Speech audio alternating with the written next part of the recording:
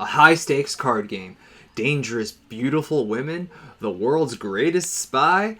All this can only mean one thing. We're comparing Casino Royale on this episode of Retro versus Remake.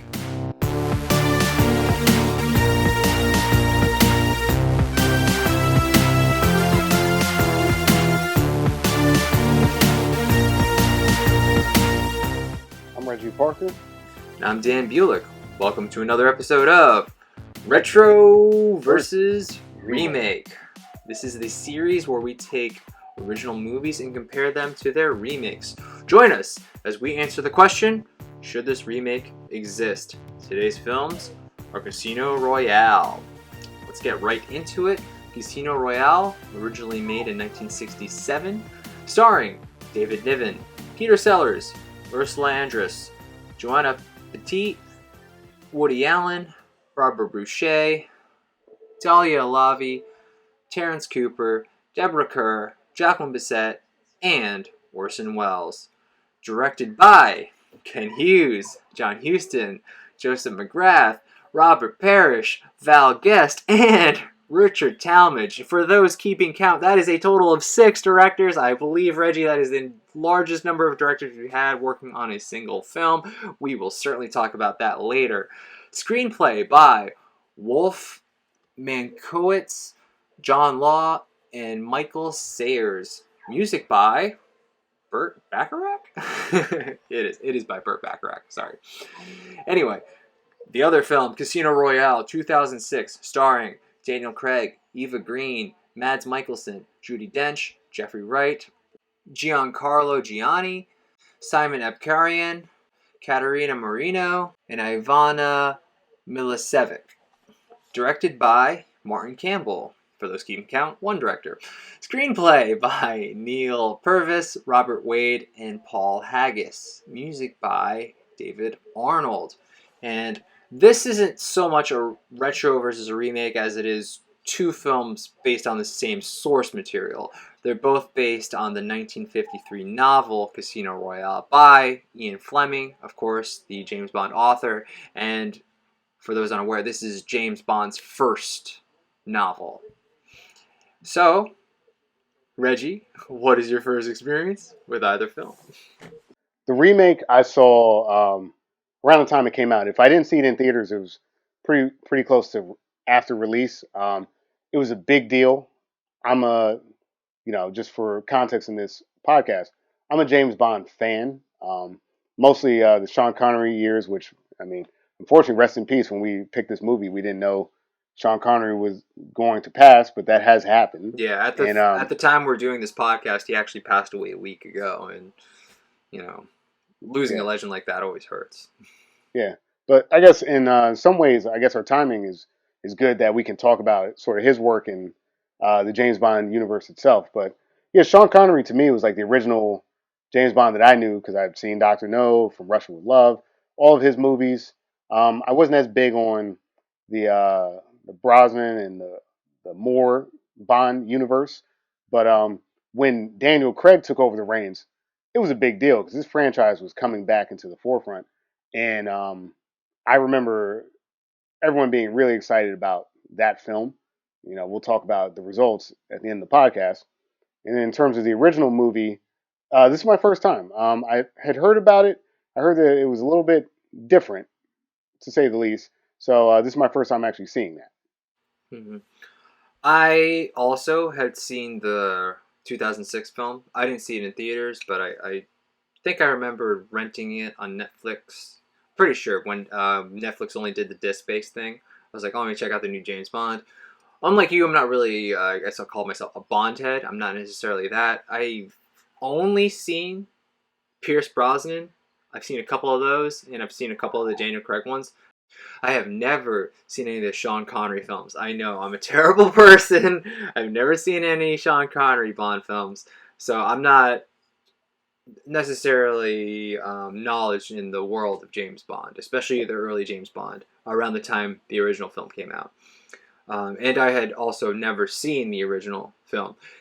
You can attest to that because I had to text Reggie several times to make sure I was watching the correct Casino Royale for this podcast. I was like, wait, so it's the one that came out this year? Yep. Wait. It's the one starring this person and this person? I was Yeah. so unsure I was watching the right film.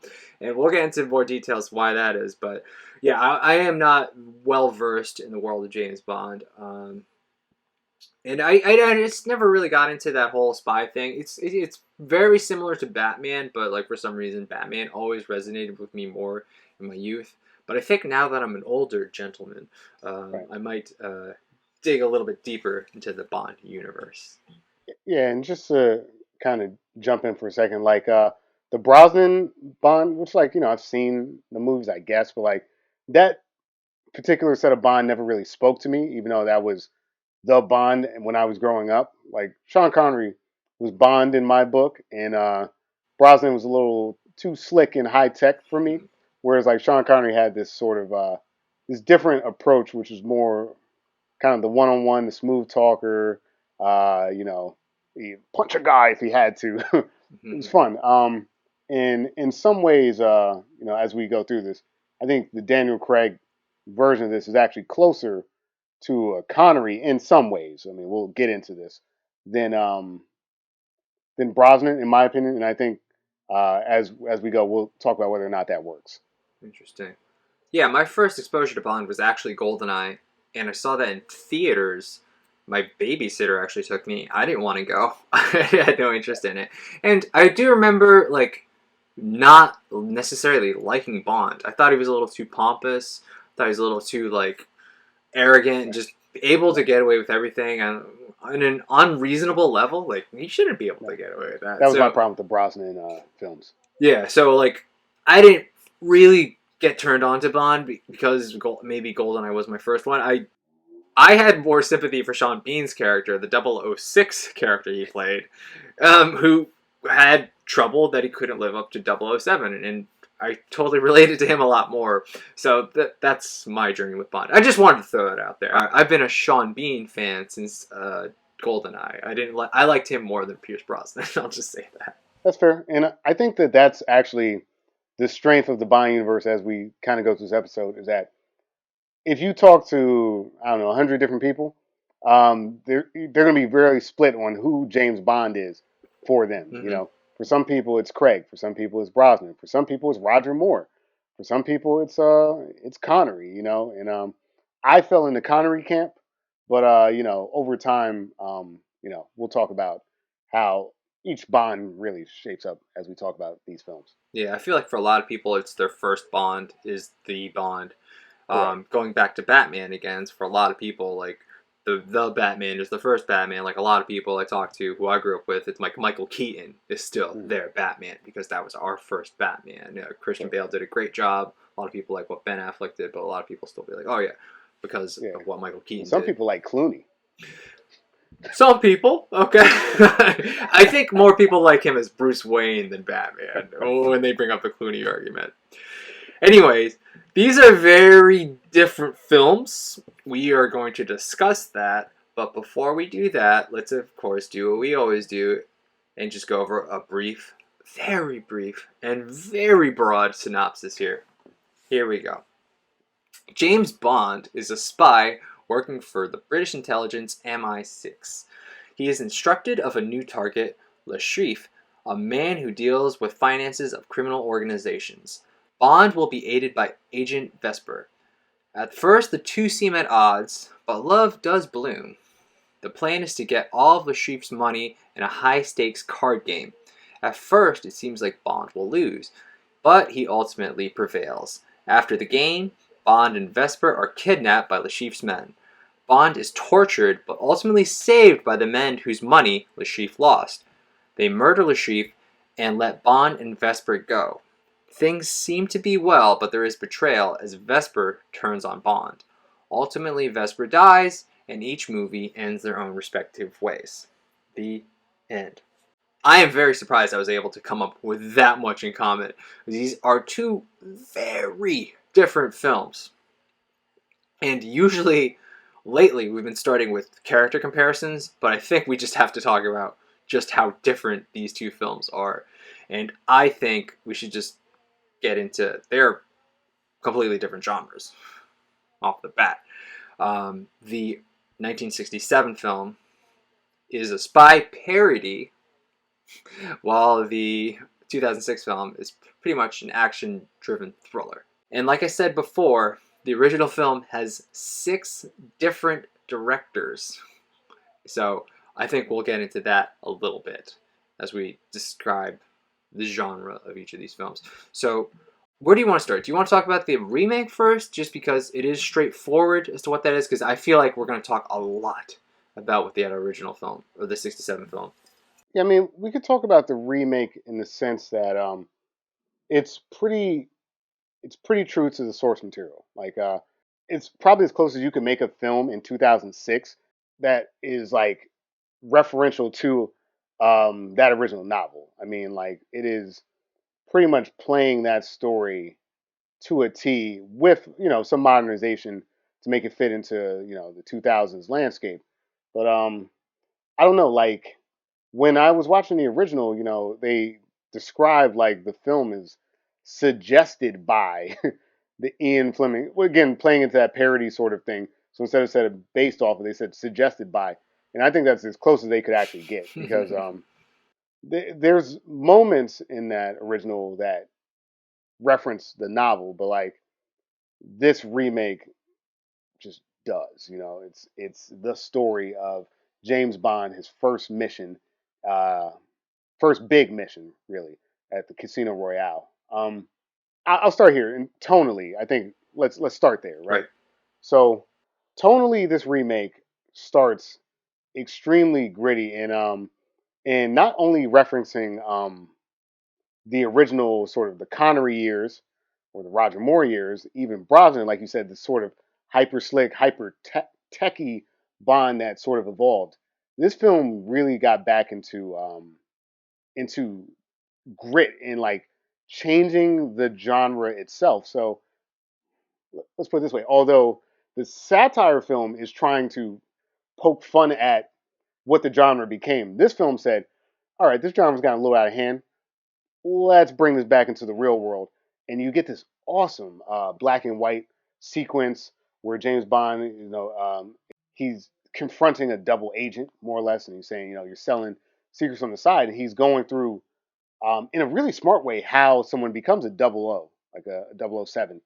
And he's basically describing that like to become a 007, you have to have 2 confirmed kills on your record.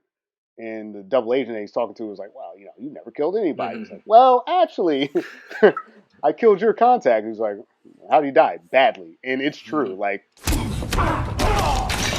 that's one of the best fight sequences I think I've seen that had like little consequence. Like it's black and white. They're fighting in a toilet. They're breaking walls and like things are breaking. And he's smashing this guy's head into a sink, and it's a very realistic, visceral fight. And like you know, we're kind of used to if you're a Bond fan, you're kind of used to like a shitty karate chop if it's Sean Connery, or you're used to Brosnan like I don't know, zapping somebody, right? And like here's James Bond getting down and dirty, choking people out, getting bloody, getting messed up, and it was such a departure that I think that tonally we do have to reference that that was not really what I think a lot of people were expecting from a James Bond film, and this film just ripped the band-aid off the top and said, "We're going there." You're absolutely right. Just reading what they wanted to do when they reinvented Bond. So this is the first Daniel Craig Bond after the last Pierce Brosnan Bond, and they wanted to definitely get away from all that high tech, a lot of CGI. I'll put it this way: it became hyper slick, hyper like a lot of the focus got away from the man. Uh, in some ways, this original does in its own way make some points about basically anybody could be James Bond, and like the spies more or less got into what like the movies started to become what's the most like high tech, crazy like way to hide a weapon or like make your car invisible or Mm-hmm. You're in an iceberg but it's a submarine. Like it got absurd, right? Mm-hmm. And this movie was like stop. Like, who Right. is James Bond? Who is the man? And by going to the original film, like his original mission, it allows you to still live in a universe where Bond gets more high tech as he goes. Hmm. But this is like this is step one. It's like you're fighting the guy in the fucking bathroom because you know you're no one's gonna give you secret spy stuff yet. Right. You're not unproven. Right. Yeah. There's no high tech gadgets. There's not a pen that's actually like a laser that'll help him out later. There's actually none of that. His car, like you said, doesn't turn invisible or anything. The most high tech it really gets is like his car does come equipped with some things that could help him out later. Maybe some of the computer, hacking that they do can kind of like help them keep track. There's a tracking device that gets put into his arm, but there's not necessarily any technology, uh, that helps Bond kind of get the edge in any situation that he's in. Like you said, and we use this word a lot. It's a lot of grit. There's a very gritty physical Bond that you're not really accustomed to because Bond is usually that guy who just comes in with his tuxedo and his martini in his hand and kicks a bunch of guys' asses by pushing a button on his watch. This is not that Bond. This Bond is going to get in your face. He's going to get bloody. He's going to get bruised. He's going to heal really quickly. But he's still really gritty. It's a very, we've used this also before, it's a very Bourne, action-y movie. And I'll bring them up again, but they definitely went to like Batman Begins to where they wanted to go by kind of rebooting Bond. They wanted this more gritty, realistic Bond, and you could definitely feel it because it's so not reliant upon any of the technology or anything. Yeah, and the choice to make the first scene in black and white to me felt like a strong choice, right? Because again, for audience at the time, because I remember watching this at the time, you're sitting there like, all right, what are we gonna get from this? These are big shoes to fill, by the way. I need to start there as well. Um, the fact that like anytime you pick a new Bond, everyone's like criticizing that pick. You know, Sean Connery's Scottish. He's not really British. Pierce is, like uh, doesn't necessarily look like the way Bond's described in like in the books and stuff like that. So there's always criticism. And Daniel Craig being sort of like this blonde, sort of Hmm. blue-eyed Bond, it was just unusual. Like that's not who James Bond is. Right. The tall, dark, and handsome thing. He didn't feel the tall. He didn't feel the dark thing. So there No, was a lot of protest. That's one of the things I remember when this film came out. Just so much protest, and people are very particular about their bonds. they're very sacred about this franchise, which we will get into with the original. But this black and white scene and like this grit, and then to have Bond sitting there and saying like, uh, he's got the upper hand on his double agent. He took his magazine of his gun. The gun is empty, and the guy's like, well, you got me, but hey, killing people's not that easy. The first one is tough. The second one, and before the guy can even finish the sentence, bam, bam, double tap, you're done. Like killed you, and then so smooth. Daniel Craig's like considerably, and it's just like How did he die? Your contact? Not well. You needn't worry. The second is. Yes. and it's like okay, there's the smooth guy here, Right. but also like this guy's gonna throw a punch. He might get knocked out in like I mean not knocked out per se, but like he's got to bleed for it. Like he'll be chasing you Hmm. through the streets of Madagascar. He'll get his ass kicked in a staircase, and then just edge it out, dive into his car. We'll get into all the action, but like this Bond gets his hands dirty Hmm. in a way that Bond had not done really at any point in the franchise, and it was a deliberate choice and a choice that as we go through it, I think pays off in a lot of ways. There's a lot of long action sequences in this 2006 film. Absolutely. Like I feel like maybe they're a little long, Yeah. but there's a lot of them, and but he's still able to kind of retain that gentleman spy at the end of the Mhm. day, right? Yeah. He'll have to kill some guy, be all bloodied up, but still be like, "Yes, dear, just just another martini or something." So it definitely captures the essence of Bond, but it's definitely a more physical Bond at the end of the day. And, this is definitely a reboot of what Pierce Brosnan did. And, you have to do something new. You need to do something different. And they absolutely established that while still staying true to the character overall, is what I would say. It's true because a lot of the aspects of Bond are there, which is the perfectly tailored suit. He's smooth. Right. Ladies are instantly attracted to him, no matter like what's going on. He'll tell you how he wants his martini. In this case, maybe he won't tell you how he wants his martini. But he'll order a drink that everybody else wants to order. Yep. So, yeah, I'll have a Sam Adams. I will have to say, are we through yet? Yeah. And what's really interesting about him is that though he breaks all the rules of the Bond universe, he actually, in a lot of ways, is very purely a James Bond, which is this guy's not keeping any secrets at all. like Very Archer of him. Yeah. Just kind of like come out like, I'm a spy. Did you know I'm a spy? You want to have sex? I'm a spy. Yeah. It's like he is the world's most famous spy, which means he's the worst spy in the world. And if we want to kind of start breaking into the original a little bit, I think what that original 1967 film is trying to do is, in effect, what this 2006 movie is trying to do, which is to turn this genre on its head and say, okay, what works here, what doesn't work here. And the 1967 film is mostly referencing the Connery years, and mostly representing not only the fact that, look, if James Bond got popular, other films were going to, take this formula, and I'm sure there's other movies that they're referencing this time, because I imagine it was lucrative to make spy films. So the 1967 film tries to throw Bond on its head, and we can talk about that a little bit, I think. Yeah, we can do that. I just wanted to throw in one thing about the 2006 film.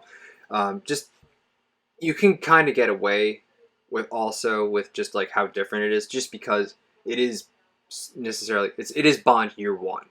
This is early Bond. This is him kind of earning his 00 status, like you said before. So they have a lot more leeway than I feel like than you would have if you were like, if this was Pierce Brosnan's necessarily fifth film. Like, you wouldn't be able to get away with it. So having a reboot, just making it the first Bond adventure, it's year one. Okay, so he's not going to be so tech savvy. He's going to be a little more, physical. He's going to be a little more of an egomaniac necessarily on certain things. So they kind of covered all the grounds, and they did it well. So I'll just leave it at that with that one. But yeah, going to the 67 film, it's a very different take on Bond, because there were 4 Bond films before this Casino Royale. You had Dr. No, you had From Russia with Love, you had Goldfinger, and at this point, I believe you also had Thunderball, which, those are the main ones. Those are the 4 ones that came out before this one. So this is absolutely a response to that. But the way they decided to do this is James Bond might not have been those James Bonds. This James Bond is already retired and kind of sick of this this kind of reputation that James Bond has, that he is this amazing spy that constantly sleeps with women and then everybody dies. So he's kind of over that, and he doesn't like that his name is kind of tarnished. And he's like, who are these imposters that you have taking my name, sleeping with all these women, and leaving a trail of dead bodies after him? That's not what a real spy is. So it's almost a commentary on that. Almost. It's so close to being. It's so close. But it leans a little more heavy on the parody, where that point it's moot after a while. Yeah, I would say that my take on that is that you have this sort of, I guess, what would you say, like the Sir James Bond, like the Lord James Bond, as it were, who is like your OG retired Bond, doesn't want to be bothered. He's got a huge mansion. He's got lions. He wants to listen to the Bussy or whatever. Debussy is a very famous composer. You should know that if you went to school for music. You didn't. I did. I know that. Yeah. and they're even referencing Debussy, they're making some jokes there too.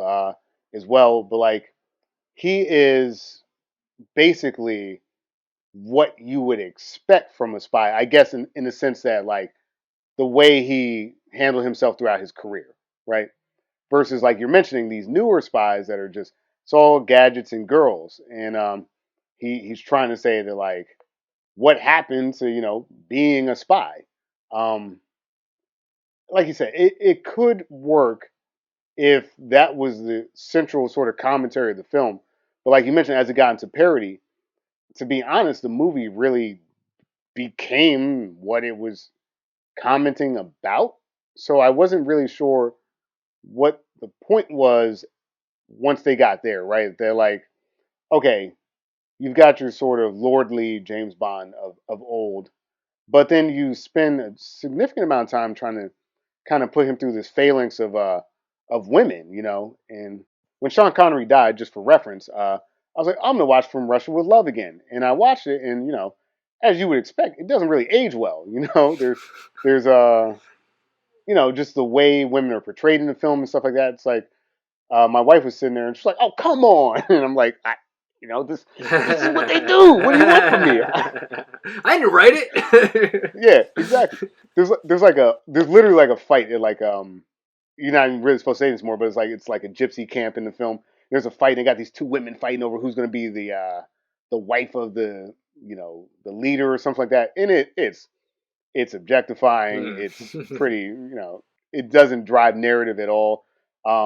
James Bond, in this case, Sean Connery ends up sleeping with both of them, and like they don't really resolve that at all. And like, yeah, he's just constantly walking into women that want to bang him. And this movie's trying to say, I think that like that's patently absurd, especially if you're supposed to be like keeping a low profile. But I don't know, man. They really lean into the point where they go directly into just being that. So the 1967 film James Bond is really mad that other James Bonds out there, people, because the whole thing is he retired, but the British Secret Service still feels like they need a James Bond, so they assign somebody else the 007, and they give somebody else the James Bond moniker, and he doesn't like it because his reputation of what he did as a spy, he feels like it's tarnished because that's never what he did. He never just went around womanizing like that, and his whole thing is to kind of salvage his name and just be like, all right, this is what a spy's supposed to be. People try to tarnish it by throwing women at him. Mm-hmm. And, the way the film just kind of deals with that objectifies women still. Like if you're going to come up with a smart way of James Bond, just not being a womanizer, there's a billion ways you can do it, and this 1967 film definitely didn't do it. All you gotta do is just like have women not, you know, deal with his shit. Just like necessarily like, oh, what are you doing? Like, you Right, can't talk to me like that. You can't. right, Like we did, Nutty Professor. Like just wipe a little bit of lipstick off and let's get to this. And then that's kind of happening in this film, and they're just like okay with it because it's part of their mission. And right. it's like if you really wanted to, put a spin on what James Bond is and what he does, I don't think doing the same thing is Right, exactly the right way to do it. right. Because you're supposed to be a parody, and I'm going to say this right now, it doesn't feel like a parody for a lot of the film. Yeah, like if you're watching like the first half of the film, because it does focus. There's other bonds that we can focus on as well. This is just the one we're happen to be talking about right now. Again, for just to keep things consistent, this is Lord James Bond, in my opinion, like the retired version. Um, yeah, like you're throwing these women at him, and like when I was watching From Russia with Love, it's kind of ridiculous because the plot was there's a double agent that's supposed to seduce James Bond and basically get revenge for killing Doctor No, right? Um, this film's basically trying to do that, which is like the double agents are going to throw themselves, but then they fall in love with James Bond anyway. So if you do the same thing, I don't get how it's a parody. There are moments in this film where like you have actually women that are playing 007 in the film. And like to me, that was like, hey, stick in that territory because that flips this entire genre on its head. If James Bond is no longer a man, Hmm. then he can't be a misogynist. Like, uh, you know, there's even talk, after the Daniel Craig run, that potentially James Bond may be a woman, and like that to me feels like the commentary here. But even that they, and we'll get to the different Bonds in this film. They screw that up too because they basically make these women susceptible to James Bond's advances. Even I don't know, even like one of them is like the daughter of Bond. Like it's ridiculous. It's like that Superman, Death of Superman thing where like there's just way too many different versions of this Bond, and like I thought that they left so much on the table because like Mhm. whoa, like James Bond's daughter is going to be James Bond, like cool. But they spent, like you mentioned, this first half of the movie basically throwing every hot chick on the planet at him. They're in a mansion, like a Scottish mansion, after they kill M. Spoilers, I guess. They kill M, but like, did they? I don't know. It's confusing.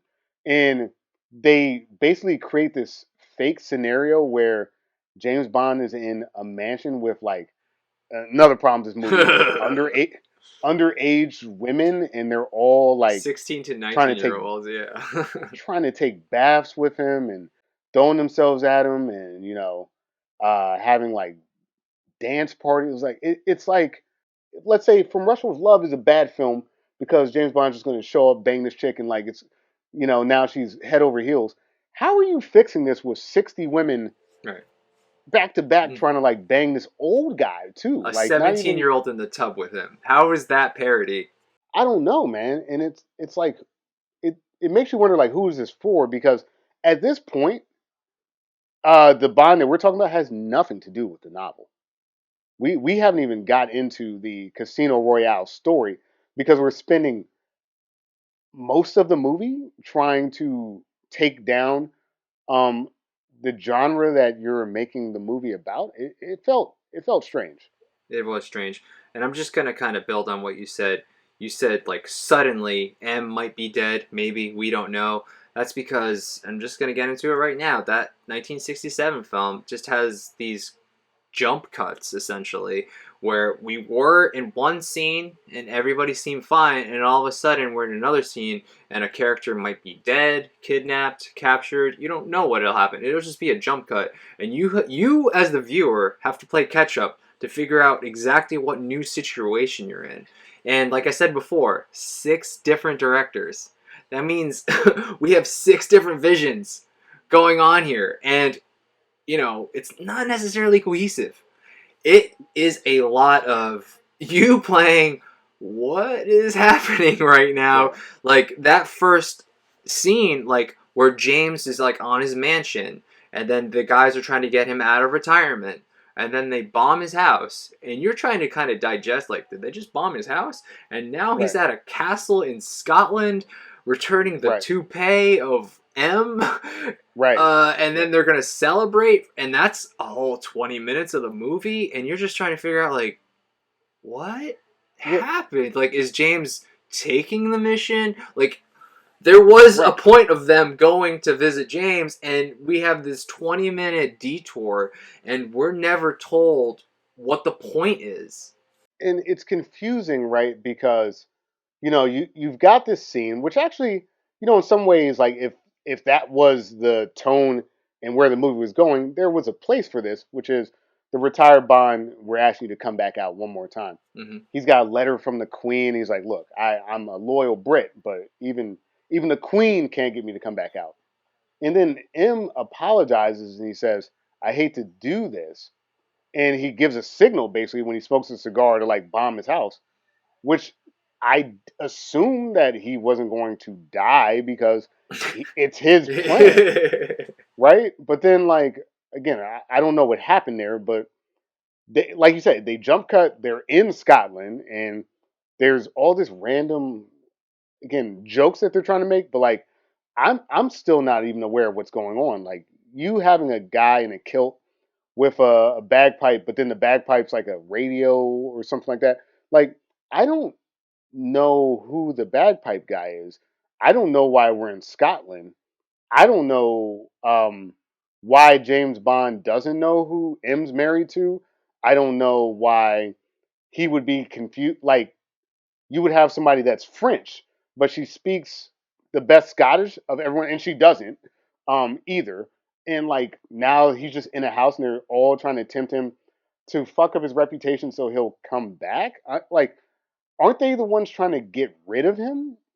You know, like why do they want him back in the equation? He's out of the equation because he's retired. Why did you bring him back in to ruin your plan? I was confused. I was confused too, and I have to admit, while I was watching the 1967 film, I had to be on Wikipedia and just have the synopsis next to me every time I got lost. And I had to go to it several times.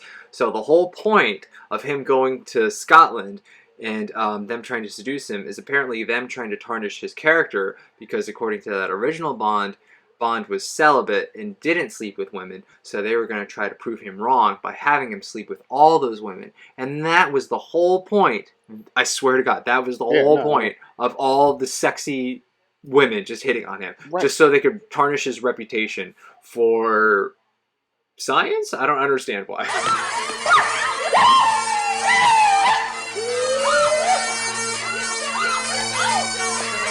Sure, but here's the problem with that, right? The reputation is tarnished to his own admission. So, like, whether he, the original Bond, has done it or not, the Bond name, which could be picked up by anyone, which is, in some ways, again, if this movie totally knew what it was trying to do, in some ways, that is actually pretty profound. That, like, anyone can be James Bond, that James Bond is a moniker. And it fits, actually, if you go through time, in line with this series.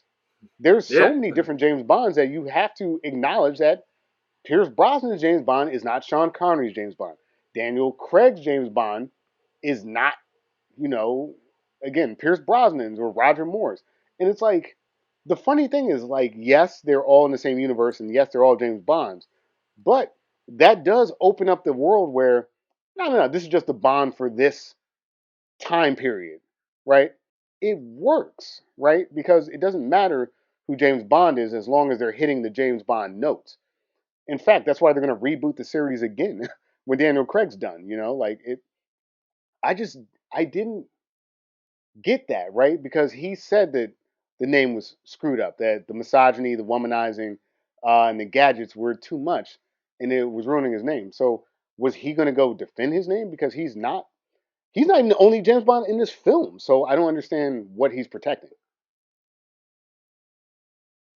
I got no answer for you, Reggie. I'm sorry. I wish I could answer that question. I'm as lost as you were. The chicks were hot though. I'm not going to deny that, but I'm not going to confirm that either, because some of them were underage. But I'm sure they weren't. Paper. On paper. They just said they were. But yeah, it's just, bottom line, the 1967 film has 6 different directors, and it's disjointed. In 7 different James Bonds. It's not necessarily one solid story that's easy to follow. I mean, it's not at all. I don't have to make that any better. It's just not. It's hard to follow, and it's a spy parody that doesn't necessarily feel like a spy parody at all times. And you really have to know what they were doing before you even watch it to kind of understand it. Like I said, I was following along with the outline on Wikipedia. It's a very hard film to follow because of those quick jump cuts, and it's just so disjointed. And you know, that 2006 film, it's pretty straightforward narrative. Yeah. And I think let's just go into the plots. Sure. So we could get into that a little bit more. So I'm going to start with the remake's plot, just because it is a little more simple. So like we said, James is a new spy, and he's trying to stop, his whole thing is he's trying to stop terrorists from planting bombs. Okay? So we start with him investigating this guy, chases him, most likely has a bomb or something. He ultimately kills him, but he's able to find like a connection he has. He goes from connection to connection. He ultimately leads him to this the Chief guy, who is a character in both films. And in this remake, the Chief guy, he takes money from terrorists, he kind of invests it into different things, and then like kind of gives them more money. Um, he's able to sort of thwart one of their plans. In the remake, they were going to blow up this huge airplane for this airline, which would make that stock market crash. Unfortunately for the terrorists, James Bond is able to stop the guy, so they lose all their money. So this Lashif guy has no money at all. So in order to get him to kind of talk, they feel like they need him to get bankrupt. But this Lashif guy is a gambler. He's a gambler. So they decide, let's put James Bond in a card game with him. In the remake, it is No Limit Hold'em, a game I like very much. Same. And, oh yeah, we should play one day. So they put him on that No Limit Hold'em. At first, it seems like James knows what he's doing, but then he does lose a huge hand to him. Ultimately, James is able to win. He wins, but him and Vesper are kidnapped. James does get tortured, but Lashif does get killed by the people whose money he poorly invested ultimately. But Bond and Vesper are let go. You think everything's going okay. Bond and Vesper seem to be falling in love. But no, Vesper kind of took all that winnings that James had, took it somewhere. James is following her. He realizes that she was sort of a double agent working for somebody else. James tries to save her. He kind of fails, and it's sort of discovered that she took the money to save one of her boyfriends, but then she kind of fell in love with James at the same time. So she needs to make sure James was safe. That's one of the reasons that he lived. It gets a little complicated towards the end, but it's still a single narrative that you can follow. And ultimately, Bond is able to avenge the girl, but that he wished he could have saved. Yeah. And, it gets a little drawn out towards the end. They are kind of setting up that second movie. Sure. But it at least it's cohesive, it's entertaining, and there's a lot of action set pieces in that 2006 film. So you're not bored, and like we said, Daniel Craig, we'll get into the James Bond comparisons, but he's able to carry it.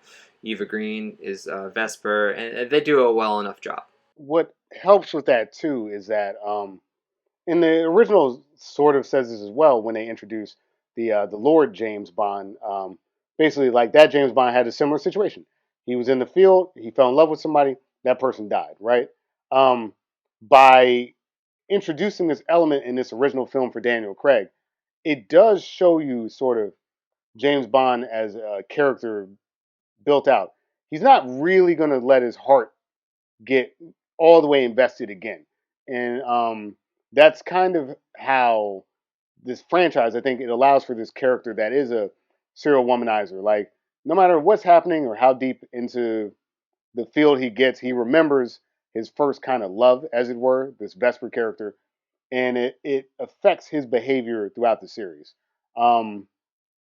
Similar to this original guy, they reference it, but like I did want to make that note that this, to your point, does build out the Bond universe in a really clean way that you can actually follow.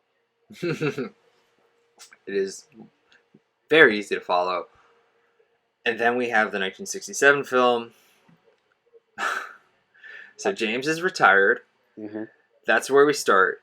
And then they're trying to get him out of retirement because spies are being killed by this company, Smirch, which is from the original novel. We don't hear that. I don't recall that in the 2006 film. Do you remember the name Smirch? No, Smirch basically becomes Spectre in the remake because that's consistent with the Spectre of the film. The films are their own thing from the novel itself, so that's Spectre sounds better than Smirch. So we have this company, Smirch, that's trying to kill all these spies.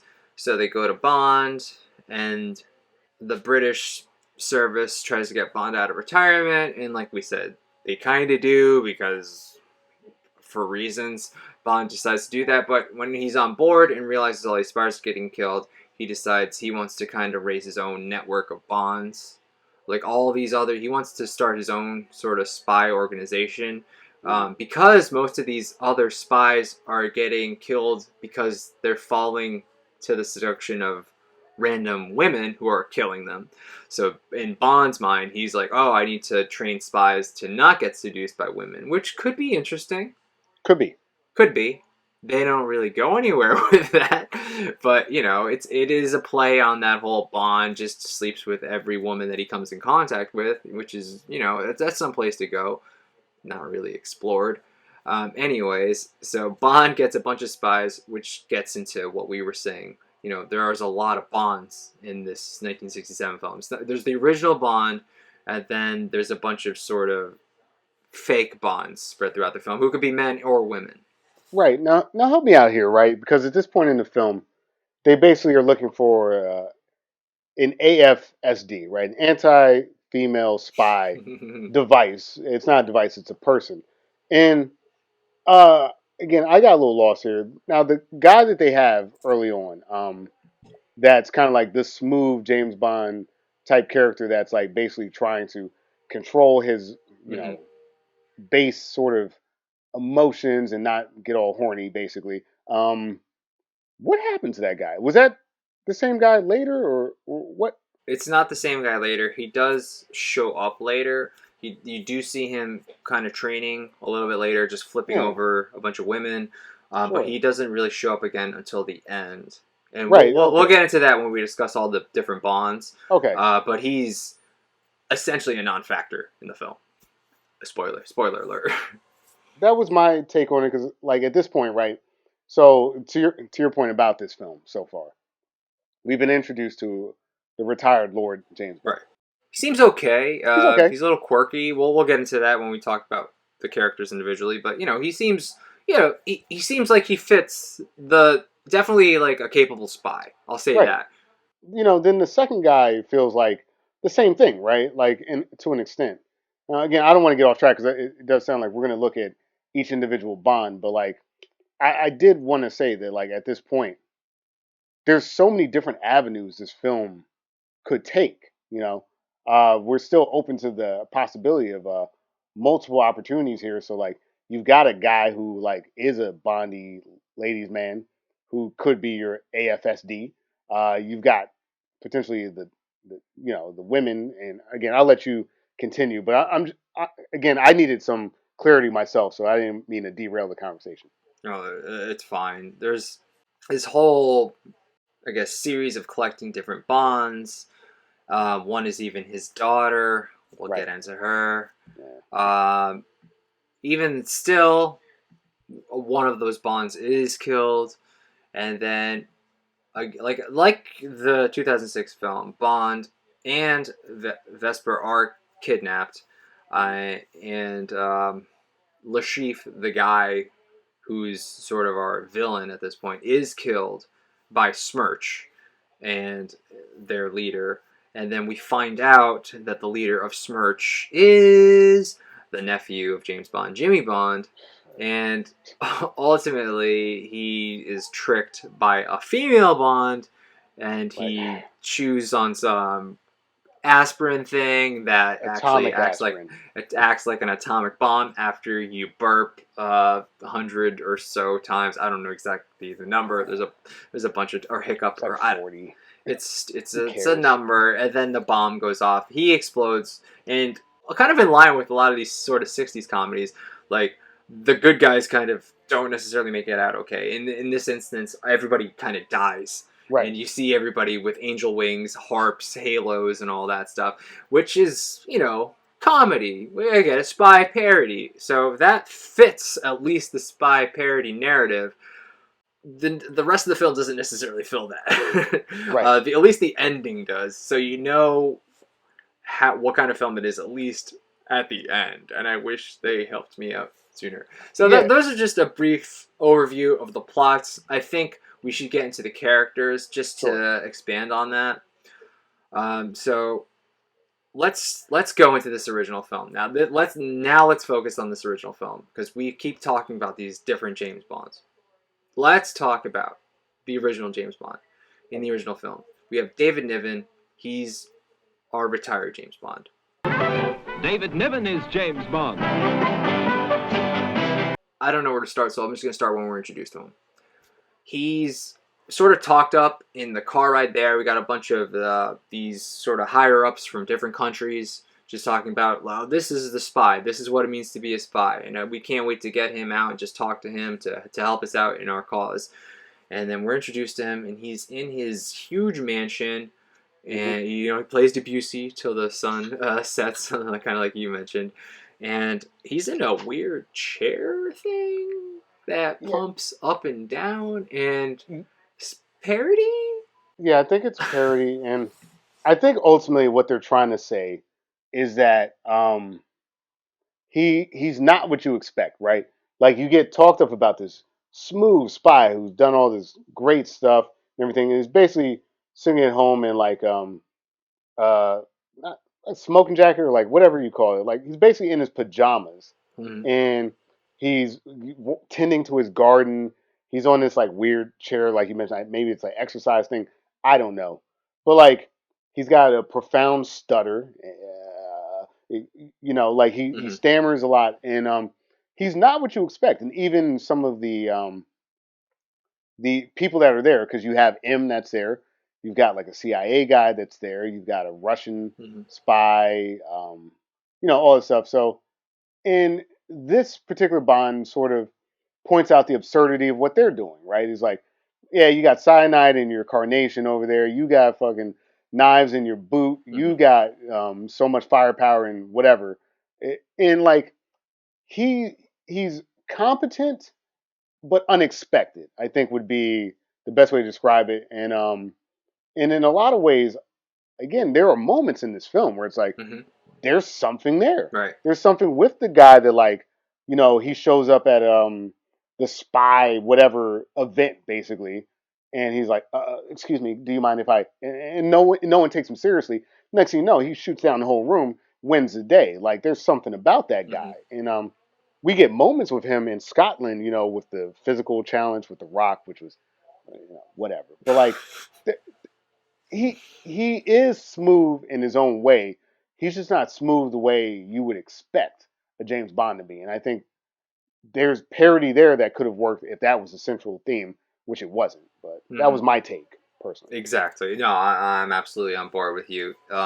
Just sort of like calling out the absurdity of like all their devices, because he seems like a quirky character, but he is able to kind of prove that he is a capable spy just because he is able to call out like, oh, your shoes, your rose, your pen. Like he's able to do all that stuff. He does have a stammer, da da da da da, and he does all that shit, but he's still like on top of things. He's very smart and he's very capable. And had that been the focus of the film, we could have maybe gone somewhere with this. And Yeah. yeah, I could see that working in this 1967 film. But unfortunately, we don't stick with this Bond. No. We don't even see him for a long time after this. So I think overall, you set him up great, and we could have went somewhere with him, but you definitely didn't utilize him the way you set him up.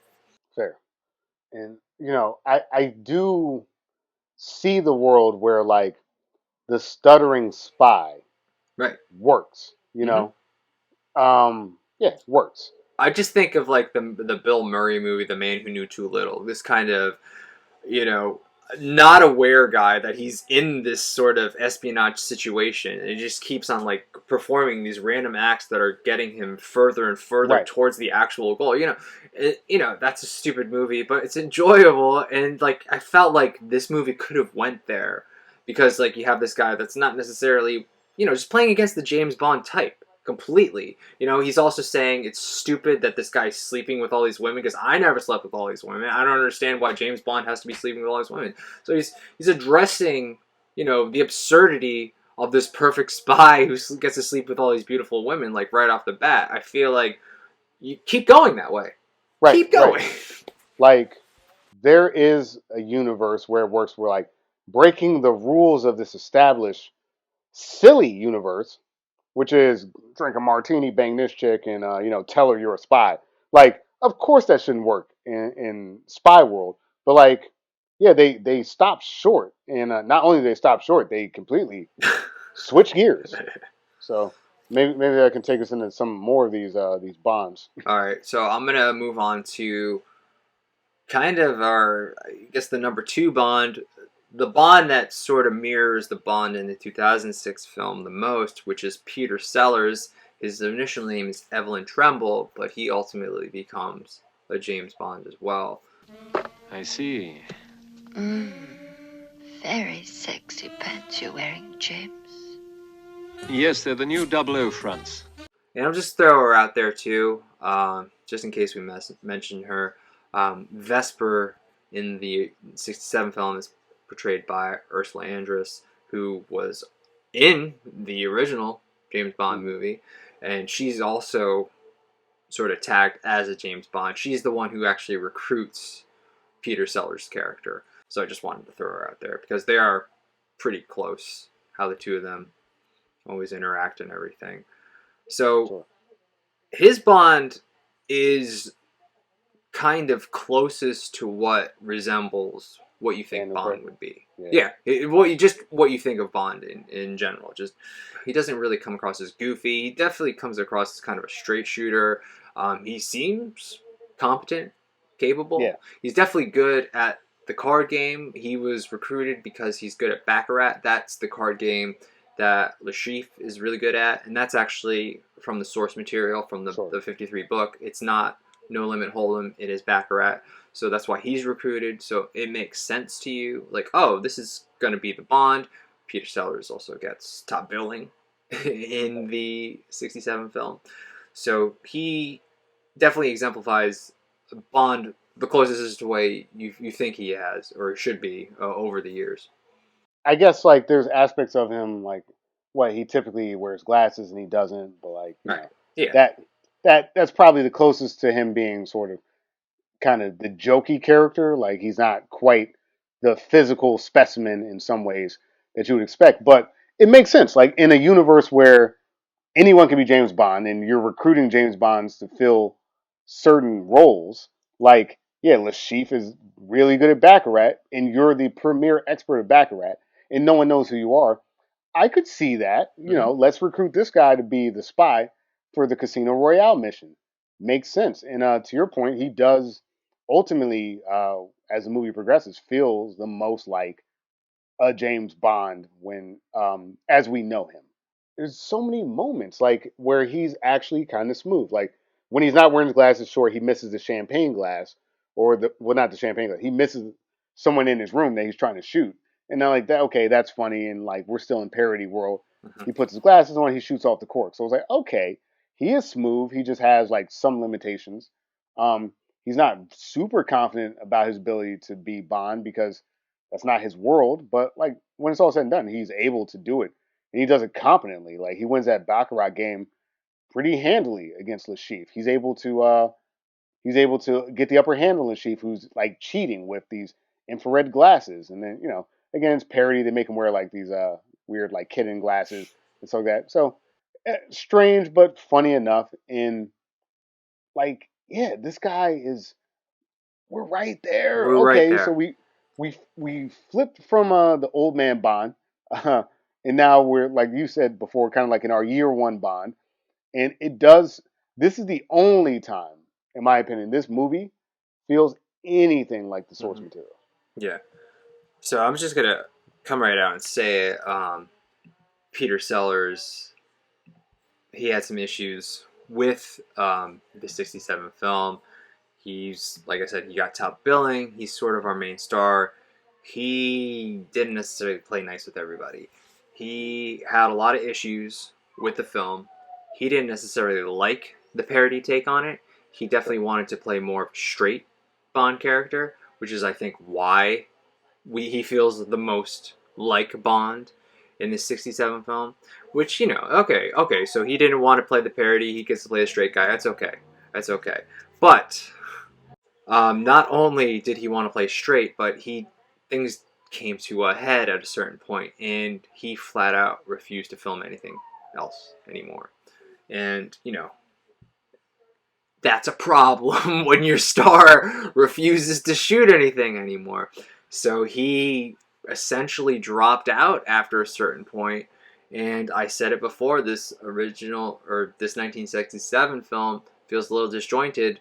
You could blame Peter Sellers because the creators, the producers, the directors, everybody kind of had to figure out what to do now that their lead star wasn't here. Right. And, I feel for them. It's what do you do? And unfortunately, they try to fix everything, but it still has that disjointed feel.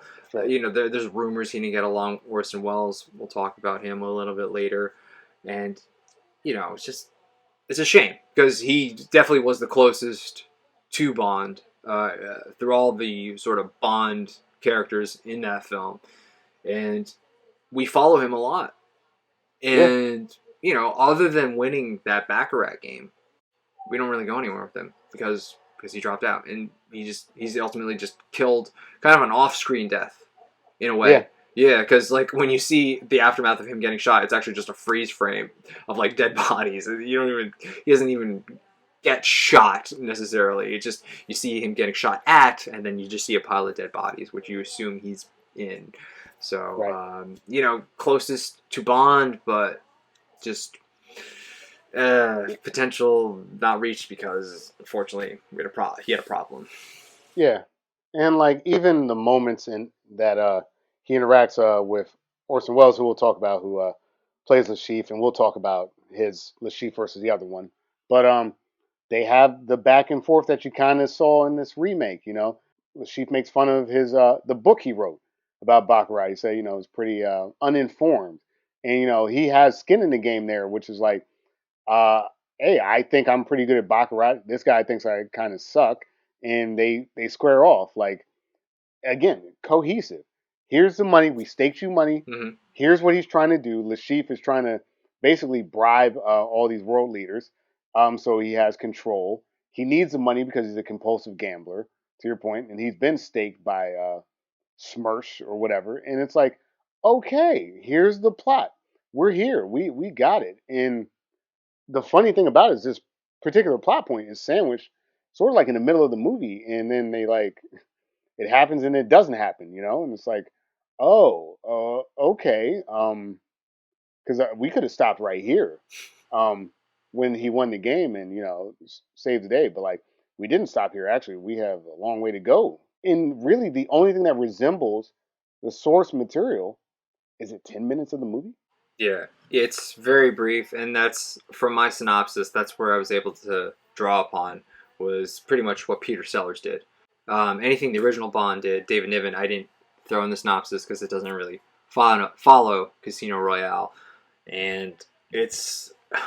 I apologize to everybody. It's hard to do a comparison when the Bond is doing completely different things than the other one. So, for comparison's sake, the Peter Sellers character is the one we could focus on the most. Sure. And unfortunately, after a certain point, there's nothing we can do because he's just kind of written out of that script because he didn't want to do it anymore. I will say that for me, the highlight of the movie is this Peter Sellers part. I mean, Yeah. it feels like what the movie should have been. And to your point, when you have 6 directors, when you have 7 James Bonds in one Bond movie, I don't even know if we've had 7 James Bonds outside of parody, like total. Yeah, right. And like it's such a sacred sort of franchise that like every time we do a new one, it's a problem. This movie will your Bond, your Bond, your Bond, your Jimmy Bond. It's so just kind of like slapshot. It's just so much stuff thrown into this film.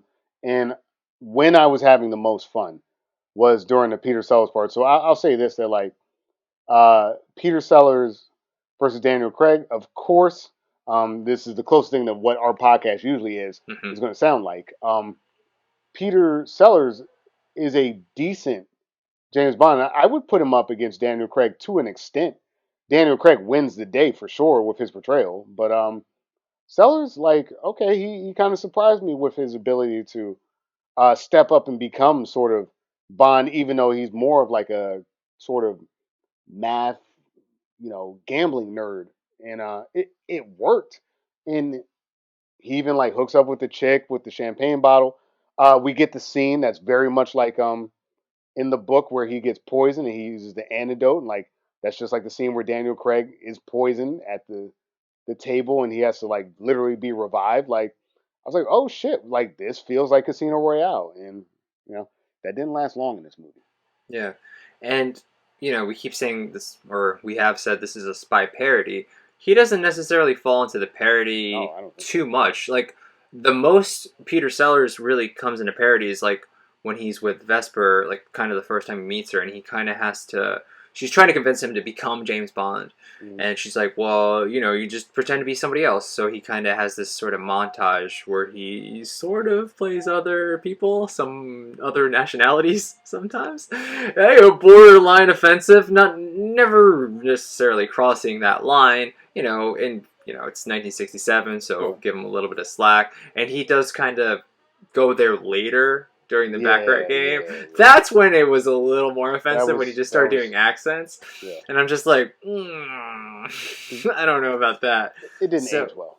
it did not age well, and easily you can cut those out, right? And he could have totally just been James Bond. He didn't have to go into that weird stuff. Like everything else, I feel like was pretty straight. I don't think he did much when it came to comedy in that '67 film. Yeah, it's like for some reason they had him dress up as like Hitler at some point. It was just, weird. Yeah, he did dress up like Hitler. Yeah, But like And- I got it. Like this sort of like in some ways like an everyman who is now put in this spectacular situation of you're so good at Baccarat, you're going to be an international spy. And he's like, oh really? And then this very beautiful woman's trying to convince you of things, and you think you're about to like I don't know, like it looks like you're going to hook up maybe, and then she's like there's so much misdirection, and this is when the like again I'll say it again, this is when the movie works, when this is sort of a parody here, right? Like this guy who is trying to be a James Bond but just isn't. But funny enough, the guy who's isn't is the best James Bond in the movie. Um, yeah, I don't.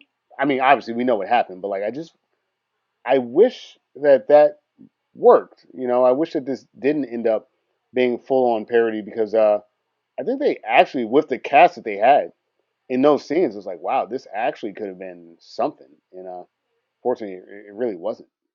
I don't have anything to add to that right now. So I'll just go on to the next James Bond. Sure. Maybe the next really, important one.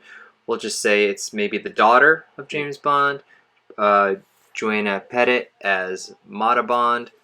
Joanna Pettit is James Bond. Rather warm in here, don't you think? Cool it, Charlie. James Bond's daughter. The daughter he had from the only love he ever had. The reason James Bond retires in the '67 film. So he kind of reconnects with her after putting her in an orphanage when she was, I don't know, 3, let's just say, for sake of argument. Sure. Finally, connects with her again, and she's doing this very elaborate sort of belly dance. Yeah. Choreography, not too bad.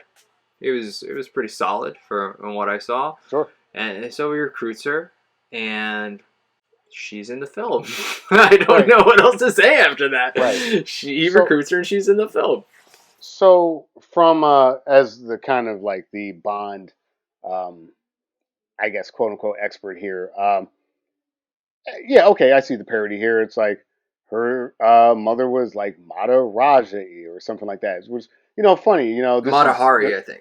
Yeah, Mata Hari. Thank you, Mata Hari, which is like okay, yeah, that's exactly something a James Bond movie would do. They'd have a character with an unfortunate name that is not the ethnicity that she's being portrayed as, and that we could see like an elaborate like 5-minute dance sequence or something like that, which typically you would kind of see at the beginning of the film. But okay, we'll throw it in the middle of the film. And in some ways, it is funny because like that's some dumb shit that a James Bond movie at the time would have done. Right. So yeah, that works. yeah, it's funny. But then like that's the only joke, right? Like that this is the type of character that'd be in the film. They lose the game after that because the orphanage story is whatever, and she's upset, but she's not really that upset, is she? No. And the other side of it is, in a movie, especially a franchise where like it's kind of based on sexual tension or something like that, introducing the lead character's daughter and also having her basically like be in a quote unquote sexy outfit the entire time. Talk about her mother's sort of like conquest, as it were, of men. Like a lot of the film revolves around who her mother slept with and stuff like that. And it just they got away from themselves there. The recruiting of Mata Bond got a little squirrely. Like again, she's getting introduced to different people that fit sort of like the goofy villain things. Like I don't know the guy's name, but he's got the battery pack attached to him and stuff like that. Right. So like they're making all these parody references, but again, without knowing the series, you're not going to get it. And I they didn't don't. get it, Reggie. I did not get it. Yeah, I mean, like you look at the battery guys, basically like a Jaws type or like an Odd Job character, like these weird side villains that they're not the main villains, but they're the villain's best henchmen. And like, oh, Jaws has silver teeth or something like that. Odd Job is short, but his hat's got blades on it. Like this goofy, stupid shit that happens in James Bond movies. Again, yeah, they kind of made the joke, but like, I just felt that Mata Bond was not a solid or fleshed out enough character to continue to make these jokes. And again, if you're making fun of the fact that you're doing this, why are you making the daughter kind of like the sexualized Right. Bond girl, right? Like, Yeah. it doesn't make sense. Like, you're making fun of one aspect while embracing another, and this movie does that consistently. It's really strange. Yeah, it's a very sort of contradictory film because it's like, oh, it's Bond is over sexualized. Well, let's have all these women just like over sexualized for no reason at all. Like she's just in like a belly outfit, like for 90% of the time she's on screen, and it's just Yeah, she's eye candy. She does have a mission. sure, She's supposed to infiltrate sort of the Smirch training center. sure. But when you say the plot out loud, it could have totally been cut because she has to infiltrate so she could get these auction items that Lashreef is selling, which are photos of people in like compromising situations. So Sure. she ultimately has to get these photos and make sure they don't get sold. So Lashreef definitely has to play Baccarat. Or you could have just said Lashreef is going to play Baccarat no matter what. You didn't Right. necessarily need her to infiltrate this thing into this weird, very sort of, I don't know, I'm just gonna throw it out there, Art Deco kind of setting. The set piece for the training center was very different. You could like I didn't realize there was different directors until after I watched the film because I don't like to spoil anything. Sure. So when I found out there's different directors, I was like, oh, it absolutely makes sense.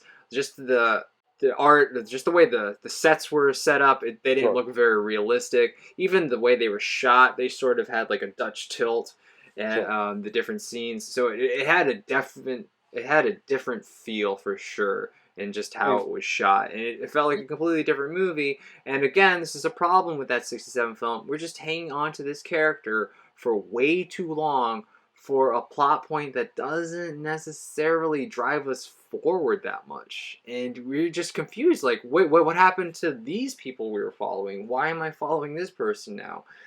It happens a lot, and it definitely happens while we're following Mata Bond around.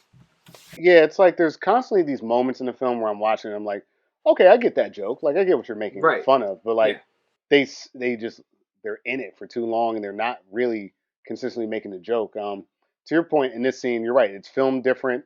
The training's filmed different. Like we've had scenes where people are doing judo or karate, but like in this scene, it's sped up. You know, that was a little strange and different than the rest of the film. And again, I get what their stated purpose is, which is to make fun of this womanizing, but like they've I've never seen a James Bond film in all my years that's objectified women more than this parody that's supposed to be making fun of that, Like it's like 70% of the cast are just like women in like skimpy outfits doing random stuff and basically just being sex objects.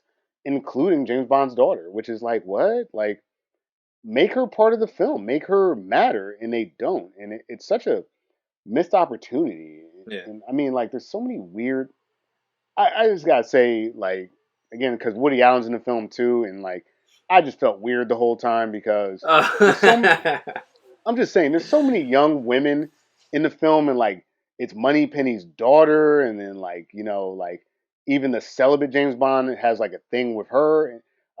There seems to be some sort of tension with his own daughter. Like, Yeah, there's a scene where she says to him, like, if you are my father, and he's like, yeah, maybe. And it's like, whoa, whoa, whoa, what? What's happening? Why are we right? going here? We don't It's need to go here.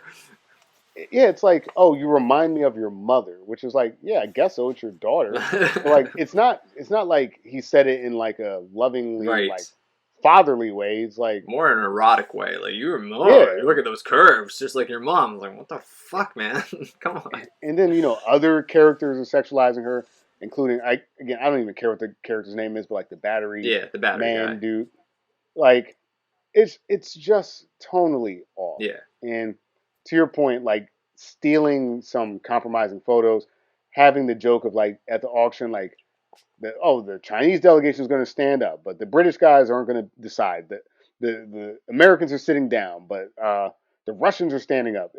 Like the joke in '67, maybe it's really funny. That joke sucked. Yeah, that joke is way too long, and the payoff is definitely not worth it. Just to see them standing and sitting, because the Americans want to sit where they bid, and the British guys want to stand when they bid, and it's like, okay, parody, sure, Yeah, but I mean, I don't know about you, but like for me, that is Mata Bond. Like Mata Hari got it. Like funny joke because they would totally do that. But then they like I think they completely screwed up the implementation of this character. She's just uh it's awkward and it doesn't sit right. it doesn't. Let's move on. So here's another Bond. Before Peter Sellers enters the film, I thought this guy was going to be the Bond we followed. This is Terrence Cooper as Coop, or another James Bond. Next, Terrence Cooper is James Bond. And he's in the film also. Sure. So, like you said, what was that thing about like making sure they don't get seduced by women? What was that Yeah, acronym? yeah. So in the film, there's the elder retired James Bond basically says that all these guys are so susceptible to women. We need an anti-female spy device, an AFSD. In the folder says AFSD. It's the AFSD project. You have she might have been a Bond, but I believe was it Moneypenny's daughter or something like that. Moneypenny's daughter, yeah, Moneypenny also. They, Yeah, she was also a Bond, yeah. yeah. Barbara Boucher is James Bond. So they throw her basically in like a nightgown. They sexualize her and basically have her go into a room full of guys. Well, one, she was already trying to hook up with the old Bond. Then the next scene, they have her like kiss all these guys and try to figure out who's going to be the ladies' man that's so charismatic that I don't care what you throw at him. These chicks are going to fall in love with him because he's so smooth. And then like I don't know, man. Like she hooks up with this guy who's like he is hitting the James Bond notes that we know. Like, Right. oh yeah, let me show you where my whatever. Like he's got the quick lines, he's got the smooth appearance. Right. He knows judo, but like Like she's gonna like, I gotta go test out the other guys. Like, why do you go test them out? Like, I think you found your guy, and he pretty yeah, much beds her at that point. right. And he's like, oh well, exactly. It's like, oh, I got to finish my report. It's like, we can close this report now. Yeah. And okay, again, here's another misdirection. It's like, all right, that could be the guy. Right. And again, from a parody standpoint, maybe you make fun of that guy, but like you were saying before, maybe his style doesn't work, or like maybe he is seducing all these women, but Lashif's like, man, whatever. Like Lashif doesn't care, you know. Like that could have been something funny, but like this guy is in the movie so shortly. So short. Like I again, he fits the parody of an oversexed Bond. He does not further the narrative or the plot because, okay, he hooked up with Moneypenny and then we don't see him for most of the film after that. We don't see him for most of the film. The only time we really see him kind of sort of heavily in the film is sort of his training session, which again he gets to make out with the women Yeah, as he making did out with with chicks and Moneypenny, then and then throwing just them. it's yeah exactly like he's supposed to like fall in love or just get horny, but instead he just slams them to the ground. So woman after woman come to him to make out with him just to get slammed on the floor and parody, I guess. I didn't understand that, but at that point, we're also introduced to the detainer, Dahlia Lavi, who is also another James Bond who is barely in the film until the end, where she kind of plays a crucial part. Dahlia Lavi is James Bond. I'm the new secret weapon. Yeah, but like that crucial part again just reminded me that Woody Allen's in this movie, and like You are a wretched, grotesque, ridiculous, insignificant little monster. Are you saying to me that you find Uncle James more attractive than I am? I like some of Woody Allen's work, and I know he's a controversial figure. Like I watched Midnight in Paris recently. I was like, okay, this is okay. Like Bullets Over Broadway. I like that shit. I But like like, Match Point. It's a good one. yeah, but like Woody Allen is a creep. We know that, right? We can internet. Woody Allen's a fucking creep. He did marry his daughter. This is true. This Of does not course. change.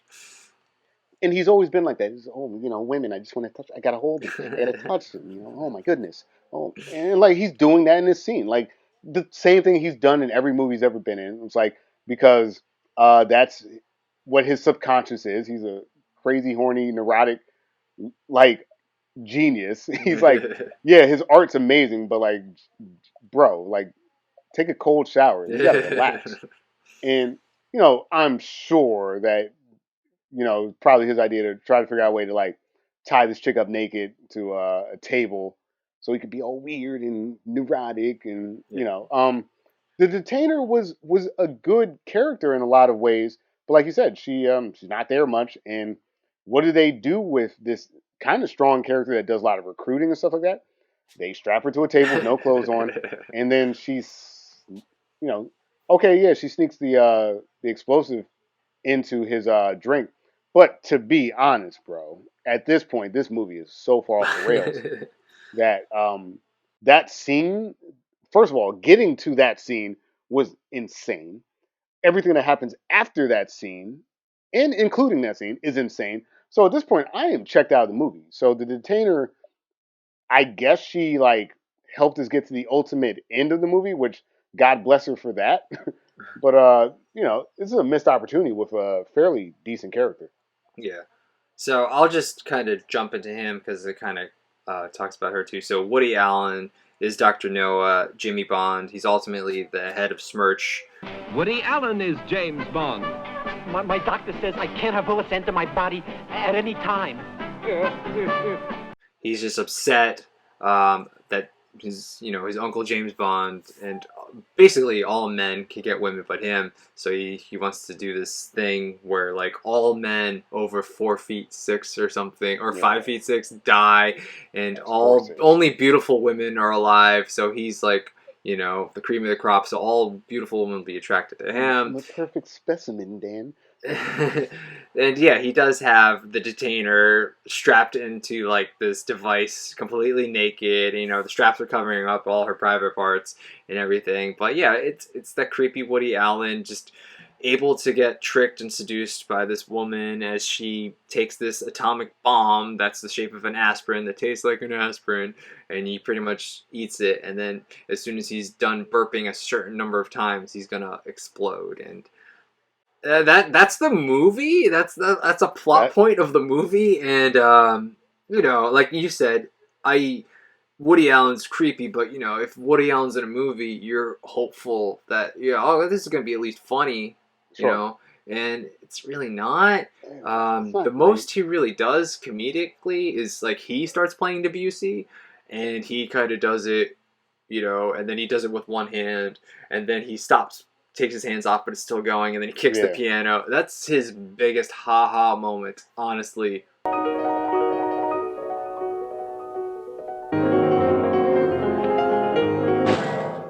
the whole movie, and then he's burping cartoon bubbles out the rest. Right.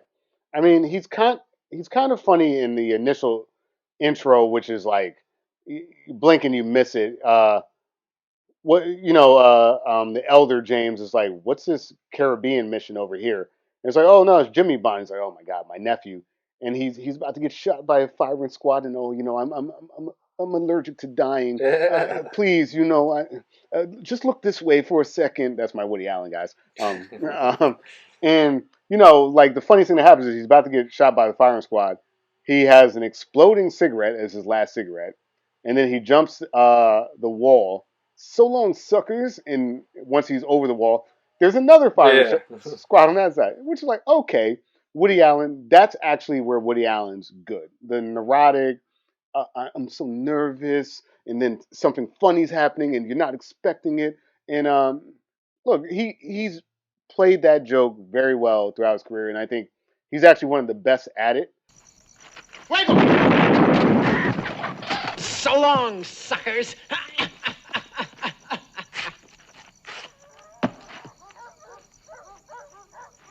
Apunto fuego! But you're right. Like, just besides that, in this, I took an aspirin. I didn't look after I told you how the atomic bomb worked.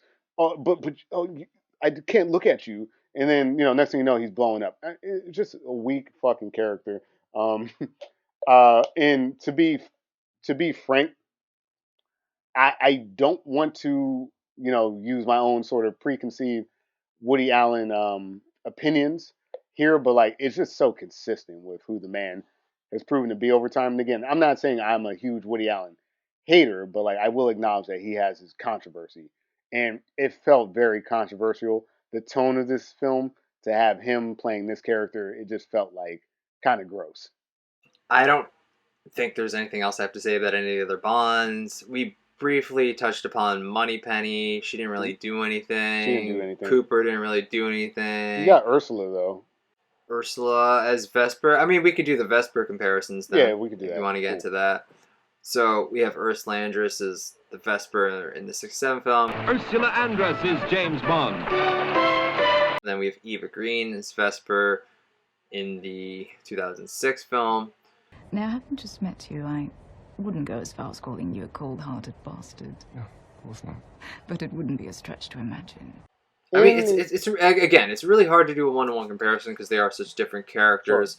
Sure. Vesper is more employed by the MI6 in the 2006 film, where in the 67 film, Bond actually kind of goes to her just to recruit the guy to play Baccarat for him. Right. And, she kind of, it's weird because she kind of falls in love with him, and it's not really clear exactly like how close they get and like what they do when they're alone. Like, did they sleep together? Probably.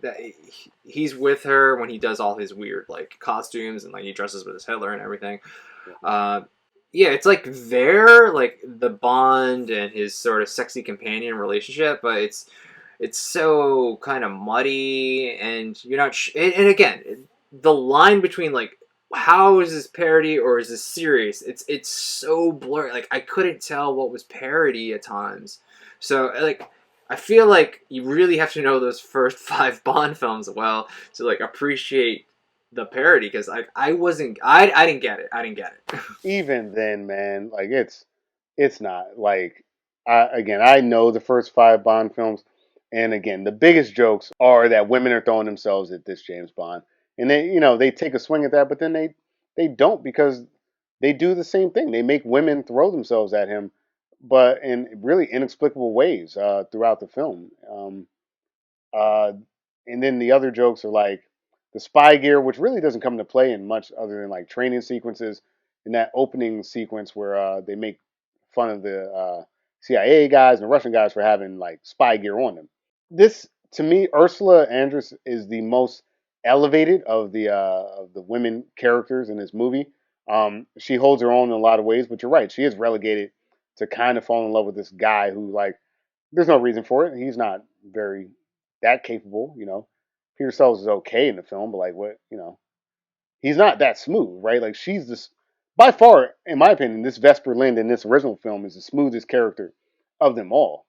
And if you put it in the whole, um, versus like Eva Green, who sort of kind of in some ways fits that narrative too, which is that for this to be James Bond's first mission, in this case Daniel Craig, this Vesper character is like the one woman that's able to like parry with Bond on a meaningful level. They are in many ways equals. Um, I can't really think of a moment in the film where like there's other women that James Bond sleeps with, for instance, that just he slept with her, got some information, he's out. That's classic James Bond. But Vesper really captured his heart. Like we have an extended um, when the movie could have been done, you have this extended sort of romantic scene where it's like, "Hey, I'm going to the store. Hey, I'll see you later." Like we see their whole kind of like relationship, like boyfriend girlfriend, in the remake, and it makes it matter when she gets taken out. Um, you don't get that in the original, and it's a missed opportunity again because Ursula Andress does such a I don't know. She does a good job of being like the anti Bond in the movie, but because the movie's so scattered, like she doesn't really get to embrace that role. Yeah. She certainly is able to hold her own, and you do feel like she kind of does have the upper hand over Peter Sellers, who she's recruiting to play the back rat. Like he's kind of under her spell. Like, okay, I guess I'll be Bond. I guess I'll just follow you and do whatever you do. And then we just had that Burt Bacharach song come out every time he sees her.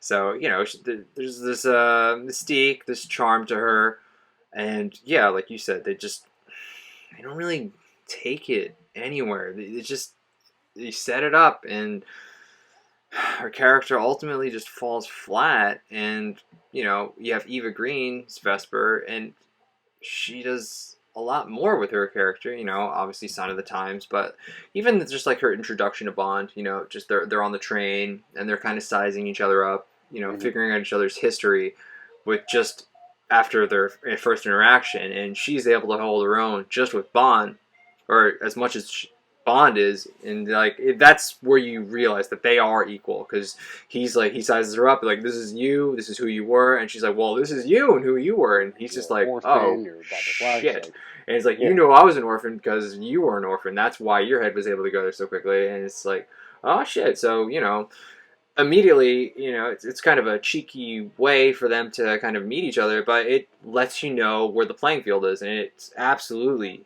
even for those two characters. So, a great introduction to her character, and she's strong throughout the whole film, even to the end, even when she betrays Bond and takes the money, and ultimately makes the decision that she's going to die. Because it's her hand that kind of decides. It's like, no, but James, this is how it's going to end between me and you. It's just going to end right now. So she has agency throughout. I know it's a spy parody, but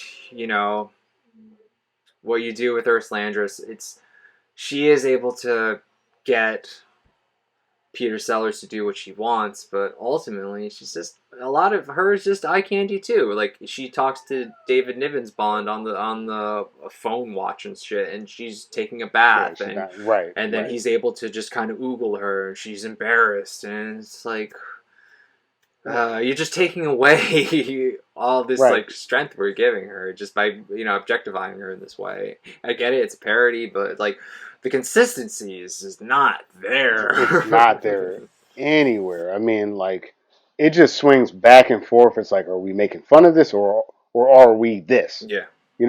And in my opinion, because like again, like I said, I was watching From Russia with Love with my partner, and we're sitting there, and I'm like, ugh, as the movie's going on, because yeah, I enjoyed the film, but I recognize that look, a 1962 or 64 film may not have the best portrayal of women, or portrayal of a lot of different things, but it's the classic shaken martini, sleep with this chick, move on. This film is like, okay, you've recognized what the problem is, and instead of fixing it, you double down, triple down, quadruple down. Like you've got basically an entire spy agency made up of the types of women that would be Bond girls, and all you do throughout is like she's not wearing clothes here with the video watch. This other one's giving you a bath, and she's 17. You know, like it's just it's unfortunate, honestly, and like you mentioned, Green's Vesper has so much to like give. Like she's helping James Bond consistently. I mean, she helps him survive the torture scene, unbeknownst to him. Uh, She saved his life. Completely saved his life. It's tough to compare the parody with a more serious film, but you know, the problem with the parody is just the lack of consistency. When it's like, when is this supposed to be parody? When are we supposed to take it seriously? Right. And the tone is never set. Right. Right. And that's, again, comes a problem with having multiple directors and just having your lead not want to shoot anymore. Sure. And I'll add this kind of last note for it. Green is the story. That is the story. James Bond goes to Casino Royale. You know, he challenges Le Chiffre. He falls in love. His love is no longer there, right? And Mhm. it shapes this lore, like you mentioned, year one. This is year one Bond, and like Vesper's death is a factor, Mhm. especially for Daniel Craig's character throughout the film. I mean, she's referenced many times throughout his run, right? And you have the same thing in this original sort of satire film where like the old Bond had a love and she's gone. But we don't see her. We don't know anything Right. about her. She's not the Vesper in this movie, and it's just there's no competition, unfortunately, because they, like you mentioned, they're on the moon. They're all over the place. I just kind of want to go back because we never really got into details about Daniel Craig's James Bond. So you kind of just mentioned that he kind of develops this chip on his shoulder after a while, but maybe we want to get into just some of his other characteristics. Maybe what's different about him from other Bonds. And Yeah. we had kind of mentioned the physical aspects of him. He's a very physical Bond, very gritty Bond, Mhm. a very green Bond at the same time. He's very good at what he does, but he does have this ego that M kind of keeps bringing up, that Vesper even kind of keeps bringing up. At one point, he's supposed to sort of have he's supposed to have an alternate identity when he checks in with Vesper to this hotel, but instead he just decides to check in. He's like, it's supposed to be under beach, but the name is Bond, James Bond. And then she's like, "What are you doing? You're just throwing around your ego again." He's like, "Don't worry about it. You know, if he knows who I am, if he is who he is, and he'll play me. What does that say about him?" So he does have his ego, and it does kind of get him in trouble sometimes. So you know, you are going to get this grittier Bond, this sloppier sort of Bond, but he still definitely has a lot of that gentleman spy quality that you expect from Bond. And like we said before, he doesn't necessarily have the toys that Bond is notorious for. I don't know if you wanted to throw anything in there. Oh yeah, and to your point about the ego is that this Bond is far more reckless than you would see from different iterations of Bond. Like for instance, the Madagascar trip, like they come up to an embassy, you know, like there's diplomatic community there. What's he do? He shoots it up, and not only does he shoot it up, he gets caught on CCTV. So like he's on the front page news. The spy is on the news, you know, like he sucks at being a spy in many ways. But because he is the type of guy that he's the bulldog, right? This is the bulldog Bond. He'll go in, if he gets a hold of your leg, he's not letting go, right? It's an impressive trait in that way, but he is undisciplined. He is unchecked. To your point, he thinks he knows everything, and there's honestly a lot of things he doesn't know. Right. It comes back to Biden, whether it's him getting poisoned, Right. whether it's him losing that all that money, not realizing that the girl's the double agent. You know, this Bond makes a lot of mistakes. He learns from them, I guess. You know, he becomes a better spy. But in this film, yeah, he's got a lot of things to work on, even being as good as he is.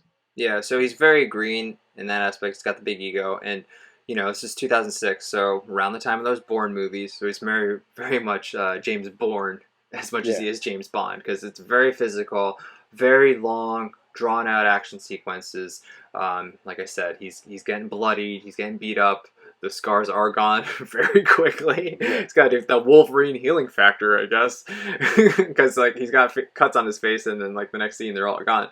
But it is reinventing Bond for sort of the 21st century, and I think as long as you're able to kind of capture that gentlemanly kind of charm, which he definitely is able to convey, Daniel Craig, in addition to just making a more gritty and action-based Bond. I think it works pretty well, and it works incredibly. Yeah, and I haven't seen the Bonds, after this one, but I definitely do.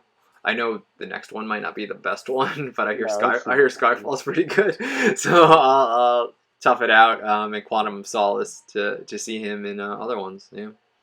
Yeah, and something that because I have like the frame of reference of some of these other films, whether it's Skyfall or Quantum of Solace, this universe building is consistent, right? Like his behavior in this film dictates his behavior in future films, and in many ways, like I mentioned before, his behavior in this film actually could be potentially referenced back to some of the older films. So although like of course these other films were made in 1960, this is Bond's first adventure, and it actually can tie back into the other films.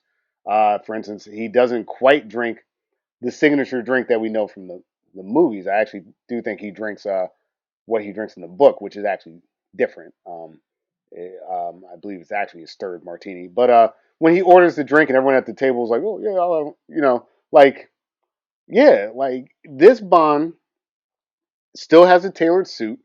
He still has some of the gadgets and stuff, but not quite at the same level because it's early on. But what he has is different than all the other Bonds. Is that yeah, I got the suit, but like next thing you know, like I mentioned, we're in a staircase and like getting thrown downstairs, getting stabbed, like all this shit. And like when he gets out of a fight, it's not like Pierce Brosnan. It's not like, ooh, let me put my hair back in place. Did I break a sweat? I don't think I did. Yeah, like after he gets poisoned, he almost dies. Like the look on his face when he goes back to the table and just like like sweating through his suit. Like there's something really cool about Daniel Craig being able to pull off both. He looks tough enough to be a tough guy. He looks smooth enough to be a ladies' man, and he fits. He's right in that range, and he is in a lot of ways. He is James Bond. Yeah, he's really good. He has a scene in the beach where he has his shirt off. I don't know about you, Reggie. I saw that. Do some fucking pull-ups. I was like, Jesus, I gotta work out more. So, very physically fit. He's got that charm. He does make a lot of mistakes, and he does have to overcome them. And it gives him somewhere to go. He pays for his mistakes. Yeah, and I think it teaches him to not make as many. So I don't want to dwell too much on Daniel Craig. He's been Bond for a while, so he's pretty well established. But let's go on to the Le Chiffre character, because we have mentioned this character a bunch already. Yeah. So Le Chiffre, portrayed by Orson Welles in the 1967 film. Looks as though luck isn't on your side of the road tonight, old man. And then we have Mads Mikkelsen as Le Chiffre.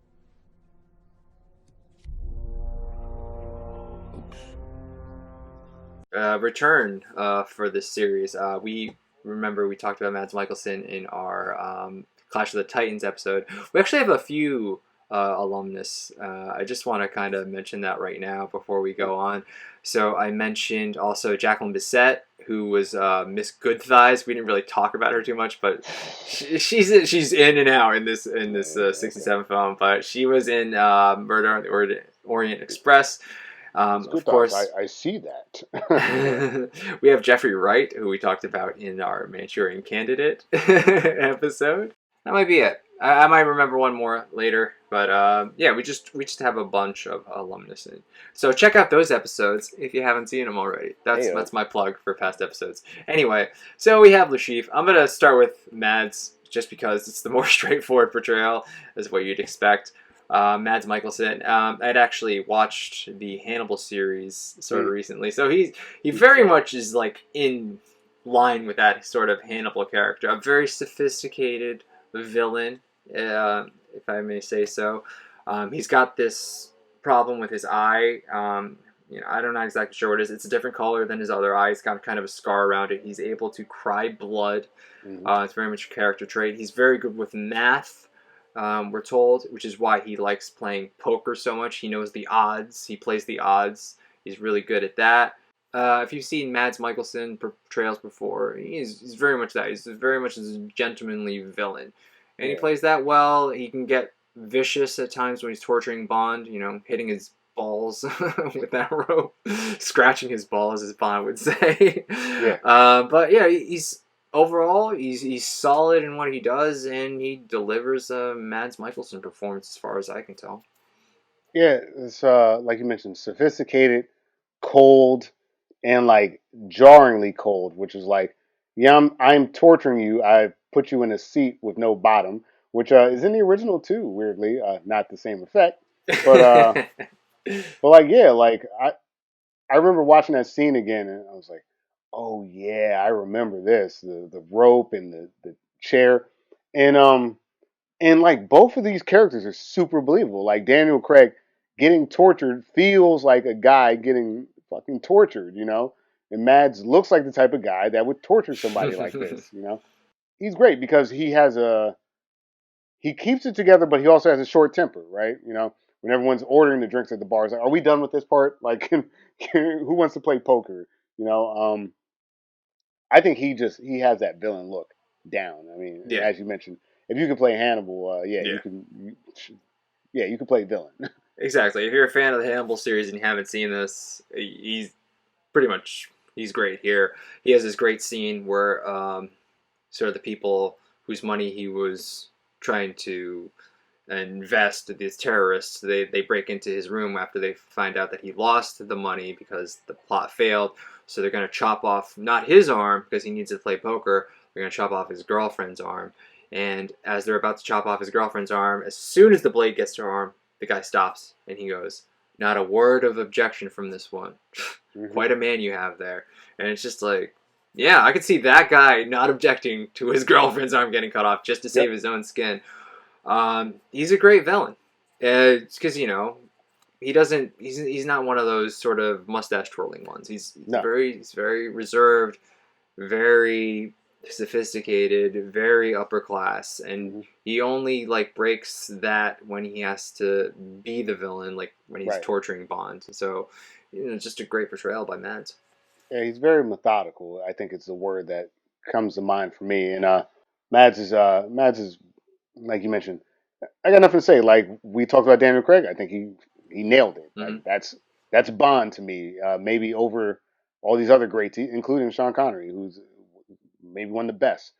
Mads, this is awesome. Like there's been other villains like that, like you mentioned Goldfinger and Doctor No, and like Mads holds his own in that universe. Like he's a rememberable character, including the fact that this list chief has to go up against the late great Orson Welles.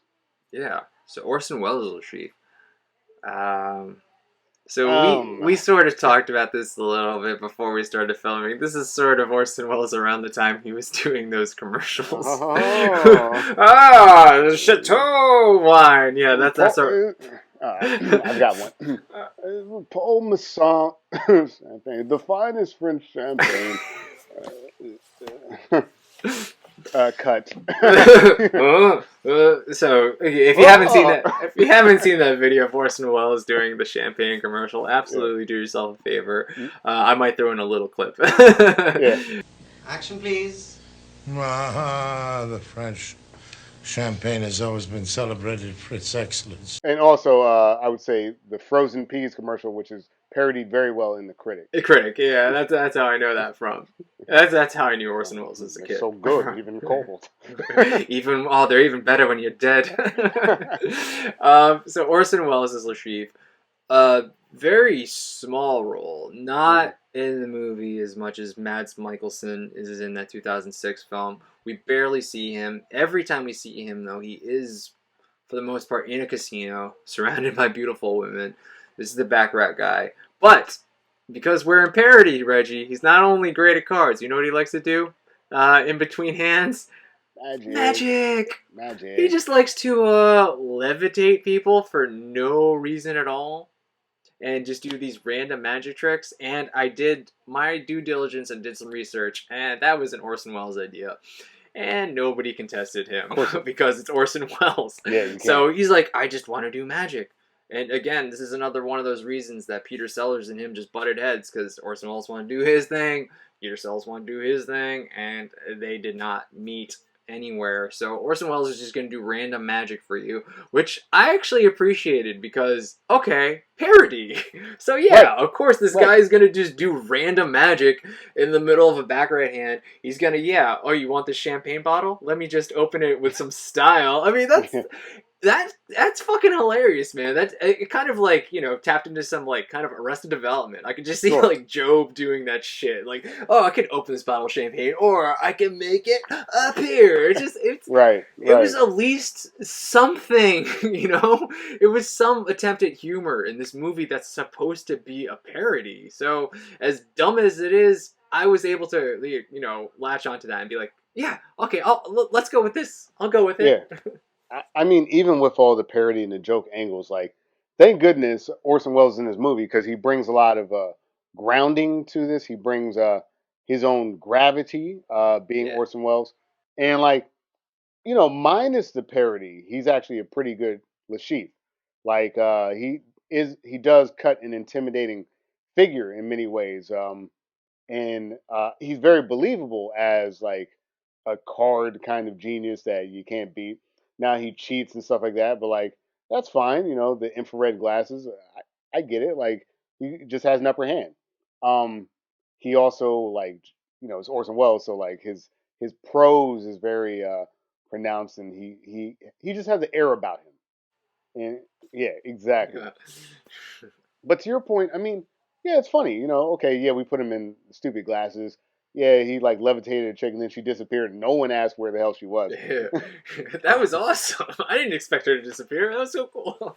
It was pretty cool. And like it once again, as ridiculous as some of the magic stuff was, it works. Because like, yeah, this guy's winning all the hands and he's like doing magic between the hands. And he felt the most like someone that should be in a Bond movie. Like like I could reasonably put him up against the Mads Mikkelsen Lashif. And if you take the magic out of it, I think sure Mads had more to do and stuff like that, but like it's Orson Welles. Like yeah, he's competing. He's the late great Orson. Peter Sellers, like I mentioned, he felt the most like Craig, and like this was the only time really when Orson Welles was on screen. This is the only time this movie felt like it made any sense to me. It felt like the plot of Casino Royale, and I think Orson did nail the tone. Adding his little flair to it, but like wisely so because this isn't a serious movie, so yeah, I'm gonna do magic. You're right, Dan. This is the best you're gonna get out of this movie, unfortunately. Yeah, he's up there with Bond. The two of them go head to head. Bond versus the villain. This is what you want to see, and there's the magic is silly, but Orson, like you said, he's very imposing. He's very confident in what he does, and you're not gonna think this guy's a joke other than the magic. I mean, he does his job really well, and if it wasn't for the weird way he was executed, I think he would have been a great villain. He should have gotten a little more screen time, but it's Orson Welles. You're going to take what you can get from him at that point. Yeah. So, but it's a short role. Had it not been a parody, had this been like a serious, straightforward Bond film, I think Orson Welles would have played a great Bond villain. That would have been amazing, just to see Orson Welles just at like the card table, just like staring you down with that Orson Welles. Though he's got those crazy eyes that Jack Nicholson has, So he's really good at the villain part. But then like later he has to be torturing Peter Sellers as Bond, and then that's when we just go straight up camp. And it's just a bizarre torture with like looking through the periscope, which the Periscope thing is actually kind of funny because I think I was watching From Russia with Love and they had like a Periscope set up in like some office. Like that wouldn't work. You set up like a telescope in the bad guy's office. Like how? So yeah, it's funny to make fun of that stuff, but the torture didn't read well. I was very confused as to what was happening throughout that sequence. It's crazy too because it's a good setup. He's like, what are you going to do to me? He's like, I'm not going to lay a finger on you, but I am going to torture you. It's something like that, and it's pretty scary to think. Like, wow, I'm not going to actually be physically hurt, but I'm still going to be tortured. Like, that's pretty crazy shit. But then, like, instead, it just kind of becomes like 2001 with some weird psychedelic effects, and all of a sudden, there's all these guys with bagpipes marching. It was confusing. What the fuck? Yeah, parody. That's. And then to have the chick show up with the bagpipe machine gun, and like and then she was gonna kill him, but then she didn't. The whole thing was really just. Well, she killed Sellers at that point. Yeah, you're right. Actually, yeah, you're right. Yeah, that's the off-screen death he has. That is the off-screen death. You're right. Yeah, that's what. Then I read that they had to kind of do it like that because he refused to film anymore. So they kind of had to give him that weird death. That's why we have this kind of weird freeze frame after she shoots him to show the pile of bodies. It's messy. Yeah, but like you mentioned, Wells, it was working. I mean, and Orson Welles can play all kinds of villains. I've seen the guy play a planet in a cartoon about the Transformers. Like Unicron worked. Unicron was awesome, bro. This Lashif, before it got all goofy, was awesome. That torture scene was just, it was overdone. The way they killed him off there, like the guy's hand coming through the glass. It came through the monitor of like his computer screen. Like there was actually a guy in his computer, and he just punched through and shot him in the head. It's a shame because Orson really did elevate this movie. Unfortunately, the movie is what it is, and so I guess Mads Mikkelsen, he killed it. Like he was great. But I do have to give note to Orson Welles. I think if they figured out the tone, he would have been awesome, and he still was, even with this shitty tone. I'm not sure we want to go here. I did kind of mention M. M's not really big in that 67 film. Obviously, we have Judi Dench. If he loses this game, he'll have nowhere to run. You're the best player in the service. In the 2006 film, Judi Dench kind of doing her thing. Just, the head of MI6. Just does what Judi Dench does. That kind of imposing old lady kind of thing. Just makes you feel bad for even doing anything. But ultimately able to get on board as long as what you're doing makes sense. And unfortunately for her, James Bond likes to keep her in the dark a lot. Right. In that 2006 film, and it's only when she like realizes, oh, this is what he means to do, or it's like, oh, he hacked into my thing, so I could see what he's looking at right now, or like, oh, that he needs to know where the bomb is going. So she's good. She's very briefly in the film. She's not really portrayed too much, and you really don't even see her a lot. It's almost like you kind of just hear her on the phone, just talking to James a lot. But it's still what James has to kind of answer to her all the time. Like, this is his boss. And so James Bond might be the guy, but the guy has a boss. And she definitely is able to capture that. And it's cool because you do this sort of gender swapped M with Judi Dench. Also, like, I have the benefit of knowing sort of what they do with some of the other films. She's a very important figure in the remaining films. This is kind of like your initial sort of setup. She is also, not only is she the boss, she's also sort of a maternal figure because James doesn't have parents, Judi Dench, again, she doesn't, like you mentioned, in this particular film, she doesn't get to do too much. But she's reprising an iconic sort of character that traditionally was not played by a woman. And she handles her role very well and becomes a very important part of the series. In the context of this film, she's kind of just okay. But in the context of what they ultimately end up doing with her, she's a great addition to this particular Bond series. But we'll focus on what happened in the movie. She's sidelined for the most of it, but she's competent. Mm-hmm. And then you have John Huston as M in the 67 film. John Huston, one of the 6 directors who ultimately gave himself that role because he couldn't find anybody to play it. Like we said, very briefly in the film before he explodes and his toupee is all that remains of him. So I don't even think there's anything I can really say about him other than, hey, he was the director too. Because like he barely did anything in the film. Yeah, he just kind of introduces all the bit fake, secret agent boss characters. He explains who James Bond is. He's super Scottish, even though he's running MI6, and yeah, that's it. Yeah, that's it. He lights a cigar and he gets blown up, apparently. Is there any other character or plot point you want to talk about? I do want to talk about the music, but unless there's any other person. No, I think we pretty much nailed it. I mean, if we had to surmise, because I know it's a lot for the audience to take in. Yeah. What you have here is a very straightforward retelling of the novel by Daniel Craig, Eva Green, Mads Mikkelsen. They play these characters really well. They move from scene to scene kind of seamlessly. We get a lot of backstory, and we get the foundation of what James Bond, the character in the series, particularly this Daniel Craig series, is. So this movie has the very specific role of rebooting a storied franchise, and I think that they made a lot of choices to make it easier for themselves to do that, especially considering this is the first Bond adventure. The parody is trying to say that it's goofy to have this like womanizing guy that kills everybody. Everybody knows who he is already.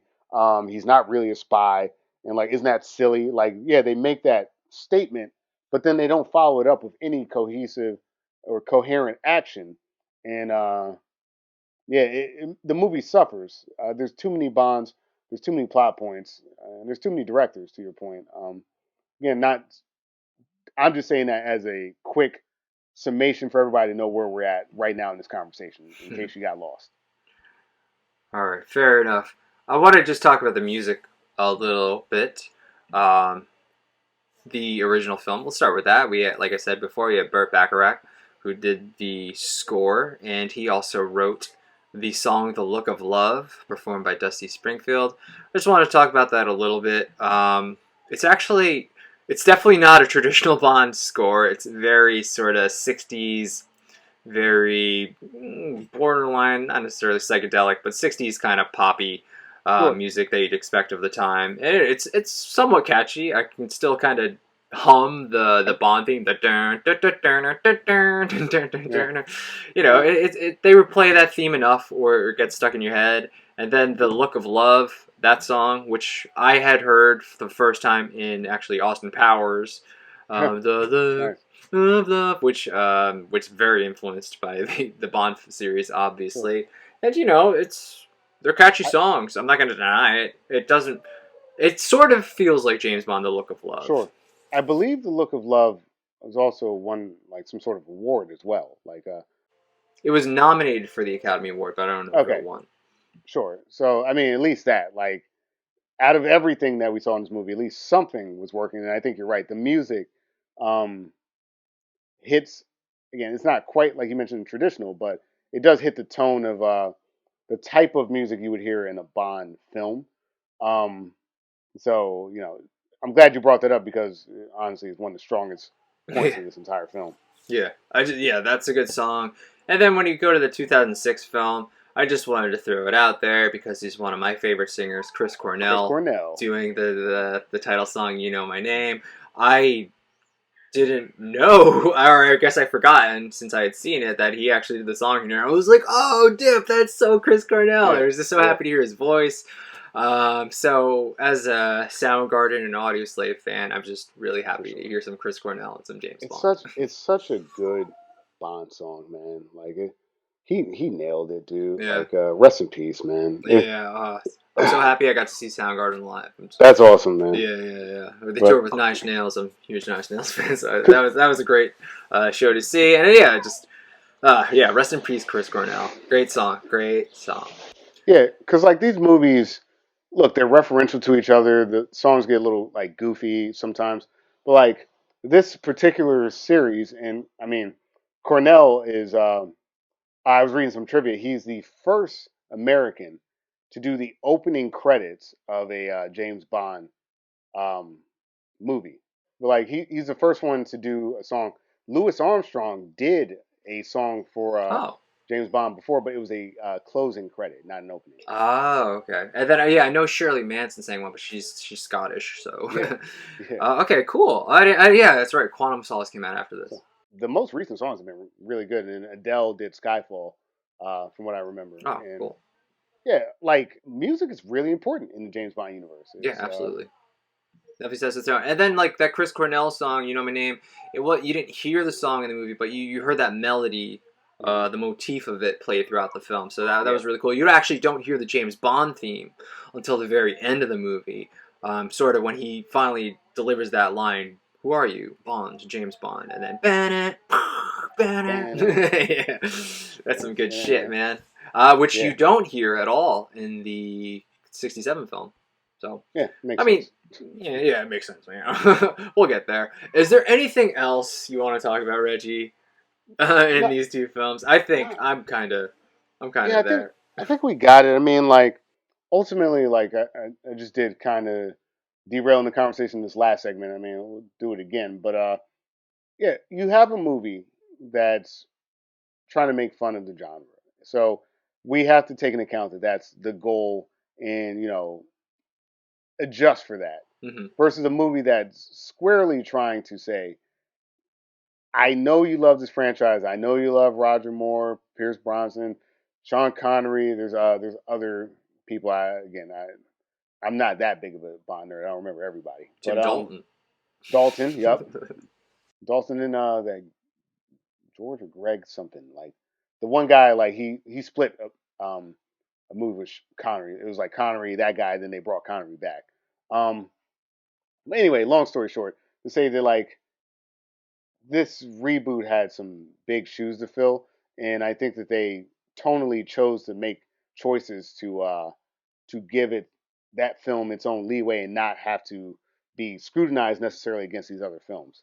So I mean, we're literally talking about one movie that wants you to reference all the other films in its own very unique way, in a movie that yes, this is Bond, but hold on, this is how we're going to do it. Mm-hmm. And there's two separate goals here, so we should say that before we get into, I think, where we're going.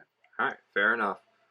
So I don't know how to necessarily phrase this because I know the answer. Should the remake exist? I'm almost thinking like, should the '67 film exist at this point?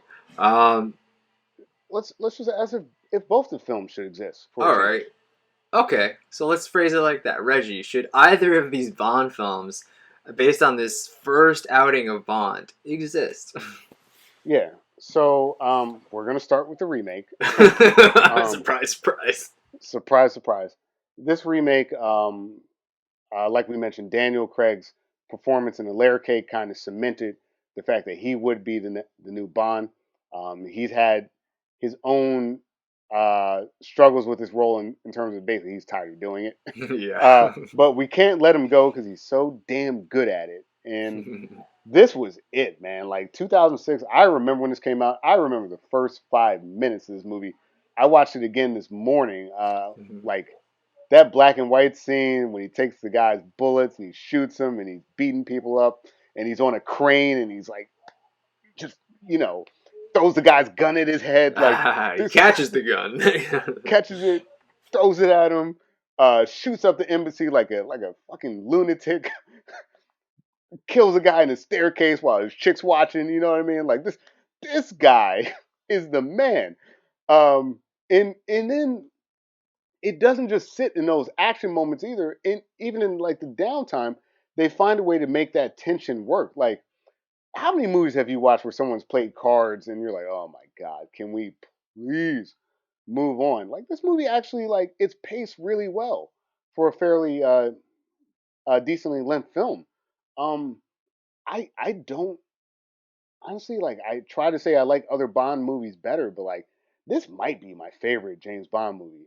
I think it is because like I tried to rewatch from Rush with Love and was like, I remember liking this. I was like, it's kind of dog shit.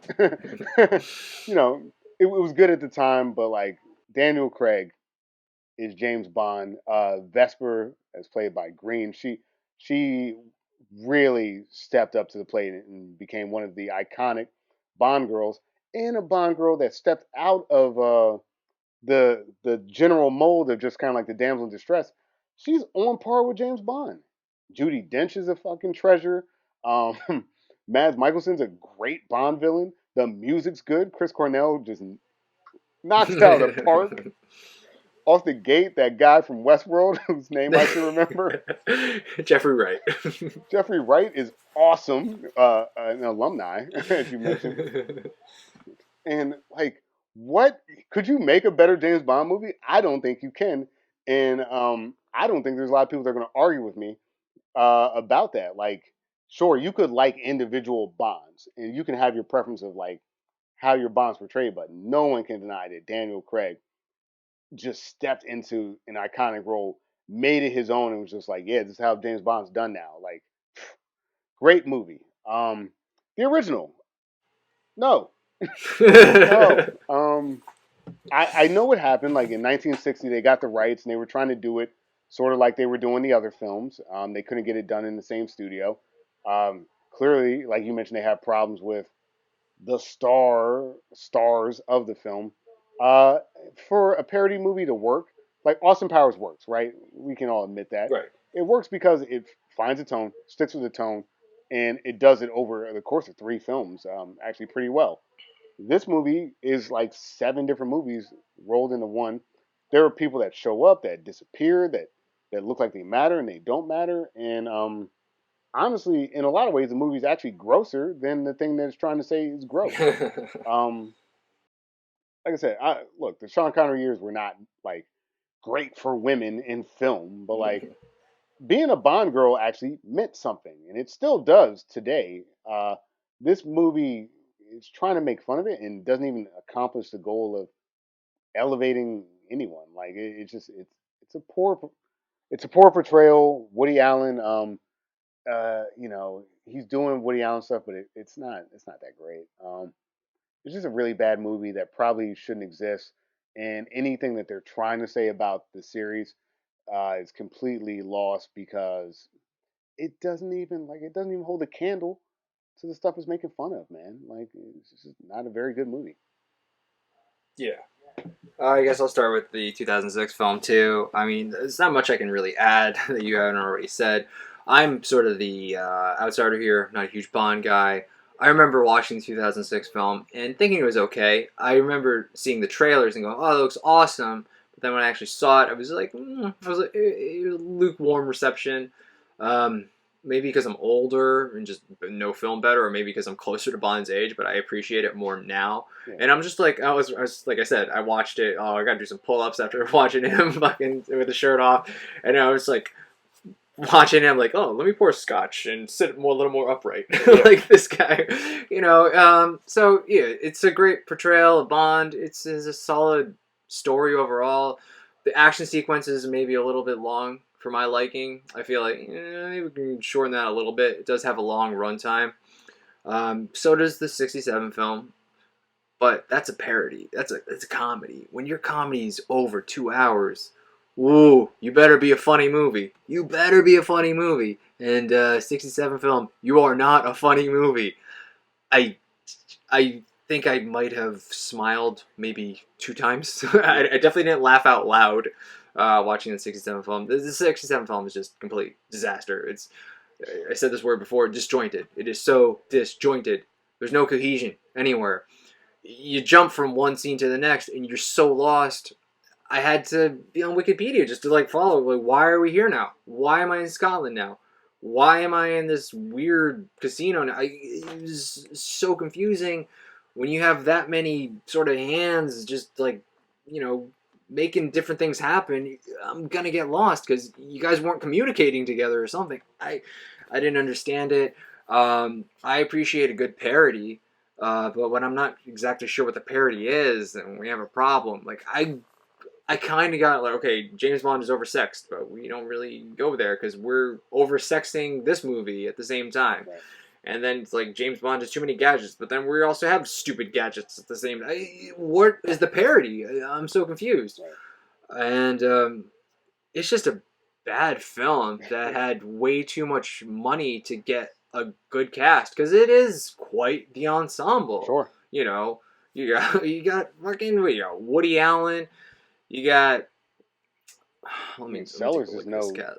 no slouch, you know. Yeah, Sellers. He was the Pink Panther guy. You have one of the original Bond girls in your film. Obviously, Orson Welles. I mean, technically one of the Bond girls. I mean, Ursula Andress is like top 10 easily, you know. Yeah. So it's like you got this amazing cast, and maybe there was a script that was good, but I don't know what happened to even for somebody to even go, yeah, that'll be a good movie. And this broke bank back in the day. This made a lot of money.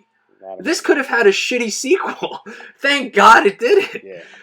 It's just a terrible film. It's one of the worst films I've ever seen, honestly. Yeah. I was checking the clock every 5 minutes. You texted me when you were watching this, like, holy shit, this is bad. Like I said before, we don't really text each other unless the movie's really unbearable. Right. And this is one of those instances when we had to do that. The 67 film, you do not need to watch unless you're watching it with the caveat knowing it's a disaster with different directors, knowing the lead actor kind of had a tantrum and didn't want to film anymore. Knowing that going into it, you might have a bigger appreciation for it, but I didn't know any of that going into it, and I felt like I was in pain the whole time. So, in summation, 67 film, goddamn disaster. Fuck that piece of shit. Yeah. 2006 film, 2 thumbs up from this guy. Yeah. I mean, I know this was my recommendation, but I really didn't have a frame of reference for Casino Royale. I knew it was like off, like I had heard that it was different, and I guess I learned that it was different. Maybe if there's a drinking game, go find that, and I'm sure you might find some joy here. But yeah, it's just it's a shame because there's ways to take down this genre, but unfortunately, like, look, if you want to take down of James Bond, go for Austin Powers. You know. Yeah, honestly, you got the it's better same. You got the soundtrack too from that 67 film, so why not? It just like a movie like Austin Powers consistently knows what its tone is and is able to actually give you a cohesive, actually kind of like real story while making fun of something completely different. And like I know people who didn't even realize that was a parody, the Austin Powers film. Because again, they're not James Bond people, so they're like, oh, I didn't even know they were referencing something else. So like, if your movie can stand alone, yeah, it's a good movie. If your movie can't stand alone, it's a bad movie. So right. The movie does not stand alone without knowing way too much about the '60s films, which at this point too, I mean, from '60 to '67, I mean, the worst James Bond movie at this point is Thunderball. Like what? Like. So you had Dr. No from Russia with Love in Goldfinger? You're going to make fun of that? How? How? These are like wildly popular like movies that, again, tonally may not hold up because of the misogyny and all that shit. But like as films, they still hold up. They're actually like decent movies that you can watch right now on Amazon Prime. Except for Dr. No. Yeah, so we usually say whether the remake should exist. I don't. It's not really a remake because I hope to God nobody makes a remake of this original film. Oh man, because then I don't want to have to do it for a future episode. Yeah. No, this falls in the category. My bad. I didn't know it was going to be this bad. Yeah, I kept texting you like, Reggie, the description keeps saying spy parody. Are you sure this is the one? Yeah. I'm like, okay. Yeah. But what I did kind of enjoy about this exercise, as it were, is that we got to do something a little bit different than what we normally do. We're in a position where we're trying to make two things that don't fit work, and I'm sure this won't be the last time, but I think this may actually be the most pronounced example of that I think we may run into. And if we run into something like this again, at least we're prepared after this debacle. All right. Well, that's all I got to say about this. Let's figure out what we're doing for the next episode. I think we talked about this already. By the time the next episode gets released, it's going to be Christmas time. So let's talk about some Christmas remakes. And I think the one that's on the top of our list is Miracle on 34th Street. Absolutely. So for our next episode, it's Christmas time. Miracle on 34th Street. Not going to say anything about either film, so let's just kind of cap it there. All right, well, that was our review of the Casino Royale films. If there's anything that we missed, anything you disagree with, absolutely let us know in the comments. You can, or reach out to us on the social medias. We're on Twitter, Instagram, Facebook, all those things. If you're listening to us on iTunes, if you can give us a 5-star review, that would be much appreciated. Absolutely. And as always, check out the Spotify too. As always, I'm Reggie Parker. You can find me at RP Comedy on Twitter or Instagram. All right. Thanks again for stopping by and listening. This has been another episode of Retro versus Remake.